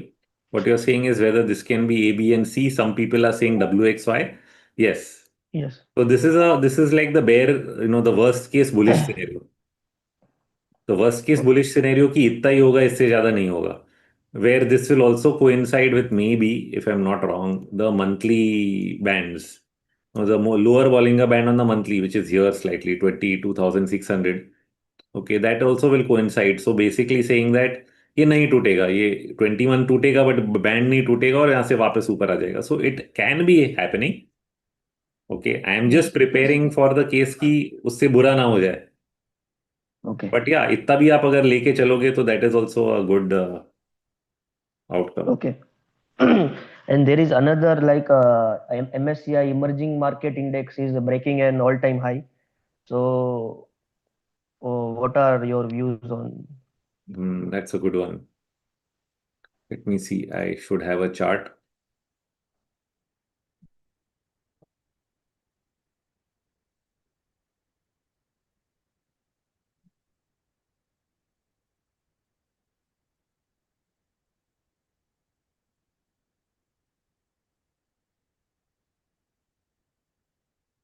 See, I've had many different perspectives on this chart from time to time. I have tried to be bullish on it also. And then sometimes I wonder whether, I'm being too bullish. Is it right? Is it wrong? But broadly, I'm giving a very, very long-term chart. Let me take a blank one on a white slate. What has ended up happening is that on a 20-year or 10-year basis, 15-year basis, let's say, actually 17 years, from here in 2007, we are in the same range. Okay. Okay. अब ये same range में कभी मुझे लगता है कि अरे ये ऐसे है क्या, ऐसे होके बुलिश, फिर ये ब्रेकआउट आया, फिर घुस गया. तो मैंने उस टाइम पे क्या किया कि मैंने उसको ऐसे कर लिया. तो मैंने बोला ये ट्राइंगल लग रहा है, तो प्रॉबेबली यहाँ पे फोर्थ वेव हो गया है और अब फिफ्थ बनेगा, और फिफ्थ बड़ा भी हो सकता है. फिर ये यहाँ जाके खत्म हो गया, तो लगा क्या फिफ्थ खत्म है. देन इट अंडर परफॉर्म्ड और यहाँ से चलने लगा. तो मैंने फिर से कॉन्टेक्चुअलाइज किया कि या तो ये 1 and 2 है या फिर ये 4 है 5 है कुछ बन रहा है. तो I tried many all bullish counts I tried. Now we are reaching the top end of this range. अब मैं इसको बुलिश लूं, ये ब्रेकआउट होगा तो बुलिश ही है. Okay. But at the top end of the range, can it peak out based on my view that I'm trying to give now on other markets? Now that is also not wrong, because then I will say कि ये A था, ये B था, okay, ये कुछ बहुत बहुत बड़ा C बन गया, B बन गया, और ये भी E बन रहा है, because all these lines are touching. So this can also be an ending diagonal. So I am a little confused, to tell the truth. I was hoping that you'll have a emerging market bull market because the dollar is falling. The dollar is still falling. So we are not yet reached the point where I can say ki it is bearish. Okay. We haven't got in fact, Asia is still doing much better than US, Europe right now. They are going up every other day. So let's see. My fear is that that at some point of time, if there's a bond problem or a dollar problem, emerging markets may take a near-term hit, and then probably we re-enter again. वो चीज अभी तक prove नहीं हुई है, but that is what I am hoping for right now. Yes, sir. Because what happened to a classic breakout setup, that many times it gives a false breakout and then pull back, and then again it will eventually break out. So it can हाँ, वो happen हुआ है, to इधर भी हुआ false breakout, इधर false breakdown हो गया. तो बार बार ये ऊपर नीचे थोड़ा फॉल्स कर रहा है. अब ये इस लाइन तक आया, अब ऐसा ना हो कि ये इसके ऊपर जाके वापस आ जाए. right, sir. So that is why I am also looking at the way the world is set up, gold, ये वो. I'm like, abhi now I don't. Here I was being bullish. I've written a lot of bullish notes on emerging markets here. But now that you have reached this point, right now I want to take one step back. Let it prove what it wants to do. Then we will take it again. Right, sir. Okay, thank you, sir. Thank you. Unfortunately, due to time constraint, we only have questions for, we can take up only two more questions. So yes, if you have more doubts, I see a lot of people hand raised. We will conduct these sessions regularly, as well as we have a comment section under each report in the Insiders Club. So you can always drop in a question there. The comment section for the long short report is always open. You can drop in a question, and Rohit sir will be able to answer there as well. Okay, so yes, Rohit sir, we have time for just two more questions. The second last question is by Mr. Vivek Kumar. Thanks, Rohitji. It was a very nice webinar, and I learned how to hedge it. I have two questions regarding hedging. The first question is, can we hedge by selling the calls also? If yes, then how to do it? And second thing is, can we club our timing of hedging with this? You told Elliot wave bounce will start and bounce will end. And the third question is regarding this. Can we get the recording of this in the India chart? I think this is a recorded session, so Yes, we will try yes, to. this is a recorded session. Once this session is done, it will be like uploaded as under the long short report in the India chart section. Okay, So that if you have would a be nice. subscription, if you have a subscription, you can go I and have always revisit. subscription and I'm benefited. And you were telling about the notification. Yes, I endorse that. Key notifications are fast. Yes. So Yeah, you will on be the able to see. yeah, on the hedging part, writing calls is also a good option. I didn't mention it earlier. I mean, few people I told to started saying कि हम मतलब option नहीं करते हैं and all that. But yes, so covered calls is also another very good way to do a continuous hedge every month. If you sell at the money calls in the stocks in your portfolio, you can easily earn back 2-3%. And if you do 2-3% every month in a year, you can earn back a significant amount, and so it's a good hedge strategy. Now, how do you do it at a stock level? Because then if you're doing hedging and if you own more large caps, I would say sell stock options because they give you more premium than index options, and you may be able to use your stock as margin also with your broker. So when to sell? So the simple answer is using the RMI. on the daily chart. So if you're looking at an individual stock, say for example, I'm looking at Reliance Industries, and this is a decision you have to take every month because you're selling monthly options. So every time on the monthly chart that we get a sell signal uh, in say Reliance, like here the RMI gave a sell. Moment it gives a sell signal, we try to sell call options, typically at the money or slightly out of the money. Slightly out means one or two strikes above the current market price. And then hold on till the end of the month. So you will easily earn 2-3%. And since you own the underlying stock, that fear of loss is not there. So you can do this as a continuous strategy every month. Usually after the month starts, you don't have to do it before expiry. Wait for the first 5 days or 8 days of the month. Because usually in the first 5-8 days, either the market will bounce and then fall again. And वो up down में आपको कहीं ना कहीं setup मिल जाएगा जहाँ पे बेच सकते हैं. So yeah, that's my answer to doing it. Yeah, But so you thanks. should. Yeah, my question was regarding the index call short. Can we short the call of March or say next September at this moment or no? Like you told ki we can December put, I have bought and it is giving me but इतना benefits. इतना लंबा option बेचने में बहुत ज्यादा फायदा नहीं है. सी Okay, दिसंबर का okay. पुट खरीदने में 2% लग रहा है तो ऐसे ओके बाय दैट. आप दिसंबर का पुट बेचेंगे उसमें आपको सिर्फ 2% मिलेगा. नहीं, So कॉल बेचेंगे, कॉल बेचेंगे. नहीं, कॉल भी बेचेंगे तो 2-3% से ज्यादा साल का नहीं मिलने वाला है, विच इज नॉट मच. अच्छा. So that is why I said monthly options for writing. So if you are Okay, writing okay. against your portfolio, do monthly. तो हर महीने आपको 2% का जगह है. Okay. हाँ. Okay. Thanks, Rohit ji. Yeah. Okay, thank you. Sir, before we take up, I see a lot of people have doubts and their hands raised. If you could just show where the long short report is, so people can just come and drop in their questions because we have a time constraint. We can take up only one question. So yeah, so if you have more, like as the people who have raised hand, you can just go to the latest long short report by Rohit sir. So moment you click on if you click on market analysis, it shows you all the segments of that we publish under on Indiacharts, and the long short report is the first one. So moment you click on this, the long short report opens up, and when it opens up, you also see the segments on the right hand side. So you can always navigate to the segments from any page, and these are all the previous long short reports in order.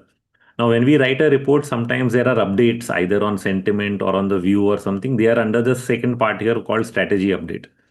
So these updates come during the weeks that follow the long short report. The long short report is typically published once in 1 to 2 months. So it's not like every month. It's more a timing thing. So I try to time it when I feel that the time is right. I write it once in 2 months, once in 3 months. There's usually a report. And then after that, there are many strategy updates in between. So this is where you'll find it under market analysis and then into the long short report. Okay. Yeah, so if you click on that report, you will get a comment section where you can just drop in a question and definitely you will be Rohit sir will be able to answer to that. Okay. So we have time for only one last question from Mr. Dar. Yeah. Hi, sir. Hi. Just one last question, sir. So, means basically, I just wanted to know, like, in case, means there is a very less chance, but in case, like, Trump thinks of, approving the trade deal. So, is that I expected actually in reversing the scenario actually? It's a very interesting setup. So I am a strong believer in that the wave structure of the market knows everything. So if the market had fallen in 3 waves, which it had done till Thursday, and then it was bouncing back, I would see some risk of a new high in the market because of trade deal. So let me just put it in context. Okay, this is the market. Okay, now here it falls 1, 2, 3. Instead of doing 4 and 5, it bounces back and then there's a trade deal. Then what happens? So then what happens is that then there's a possibility that if this is still a distribution pattern, this can go up till here. So in the long short report, the second last chart is actually this one, which I have discussed that, okay, in a wild case scenario, what might happen? This will happen. The market bounces back and then we go all the way up or something there in budget LTCG zero kar diya. Like if you have that kind of a wild scenario, then this can happen and the top end is close to around 26,700 or so. Okay, so that's a lot of room if there is some kind of that scenario. But now let's take a different scenario. Now let us say that I get a 5-wave fall, which means in the next 2 days, this falls from here to here.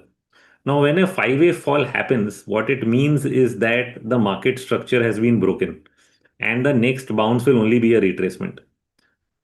So then if a trade deal happens, I will not expect more than a retracement. Now, that can mean that the trade deal is great, but it might not be enough to get us back into a growth scenario. It may all sound nice, but it might not really be what we are thinking. We don't know the inside details of the deal, what Trump wants versus what he's giving us, and everything is just running on the idea that he did a deal with Japan and he did a deal with Taiwan and he did a deal with Korea, and those markets are 50% for the year. But that's already behind us and we didn't get that money. Now, if a deal happens today, would our market go up 50%? I mean, 50% is too much, but yeah. So then there are many other factors. The reason some of those markets went up is also because they had an AI trade. So various reasons why some things happen, and that was the environment in which it happened.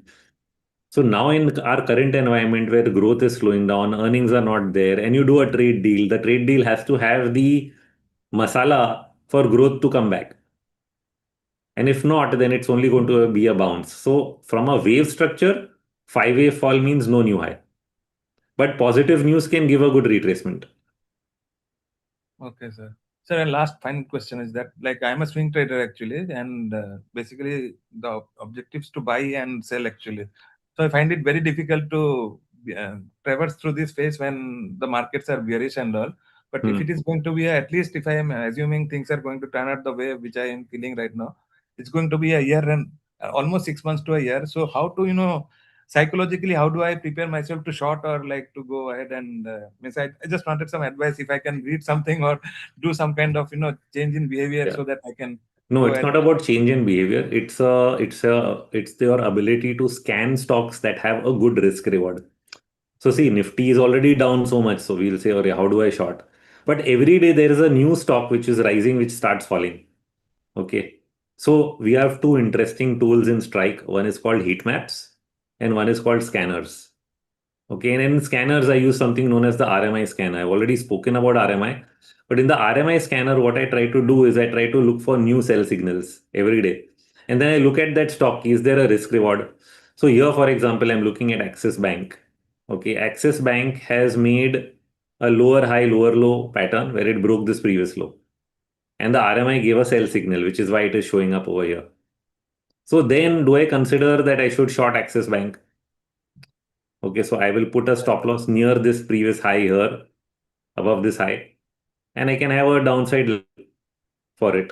Now that downside level could be either at these lows, okay, initially this target, and then if it breaks, then the size of that. So this is how you have to find. You have to not look for something which is, going up, but something that is going down. Another way is that we look for weak stocks. So for example, I went to heat maps yesterday and I said, okay, banking stocks are going down, but which are the weakest banks? I don't want to short the strongest banks. I want to short the weakest. So what did I do is I went to the Nifty bank. I said on a 1 week basis, which are the weakest over here? And let me look at the charts of those which are weakest. So there's a Yes Bank. Yes Bank I don't want to trade because it's a junk company. Yeah. And but what about PNB? That's a PSU. And it's not among the best PSUs. So it's not Canara that everybody wants to buy. It's PNB, which is not done so well, but it might have a good setup. So I open the chart of PNB. So what do I end up seeing on the chart of PNB? First of all, I see a possible expanding triangle pattern. Okay, which then broke down yesterday. Then I go a little zoom out. And what do I see? Then I see a bigger pattern over here. Then I zoom out further and I find that PNB did not even cross this previous high, which some of the PSU banks have done. So this is the weakest. So when PNB gives me a sell signal out of all of them, I want to short a PNB. Now here also it is broken. Moment it breaks this previous low, I can put a stop loss above this high and expect it to go down. So you look for stocks where the risk reward is there and which are just starting to break down. That And is past the history, like also there are some banks, right, which always most of the times do badly only. Like for example, RBL Bank, Bandhan Bank. yes, yes. There are a couple IndusInd is of another one. IndusInd is another one. Like It's so. gone up, but actually gone up much less than the market overall. You know, so it's gone up, but it's only here, and here is where the monthly average is. If I go to the monthly chart, there's the 20-month average over here. So now, of course, I apply wave analysis also. So this is 1, 2, 3, 4, 5.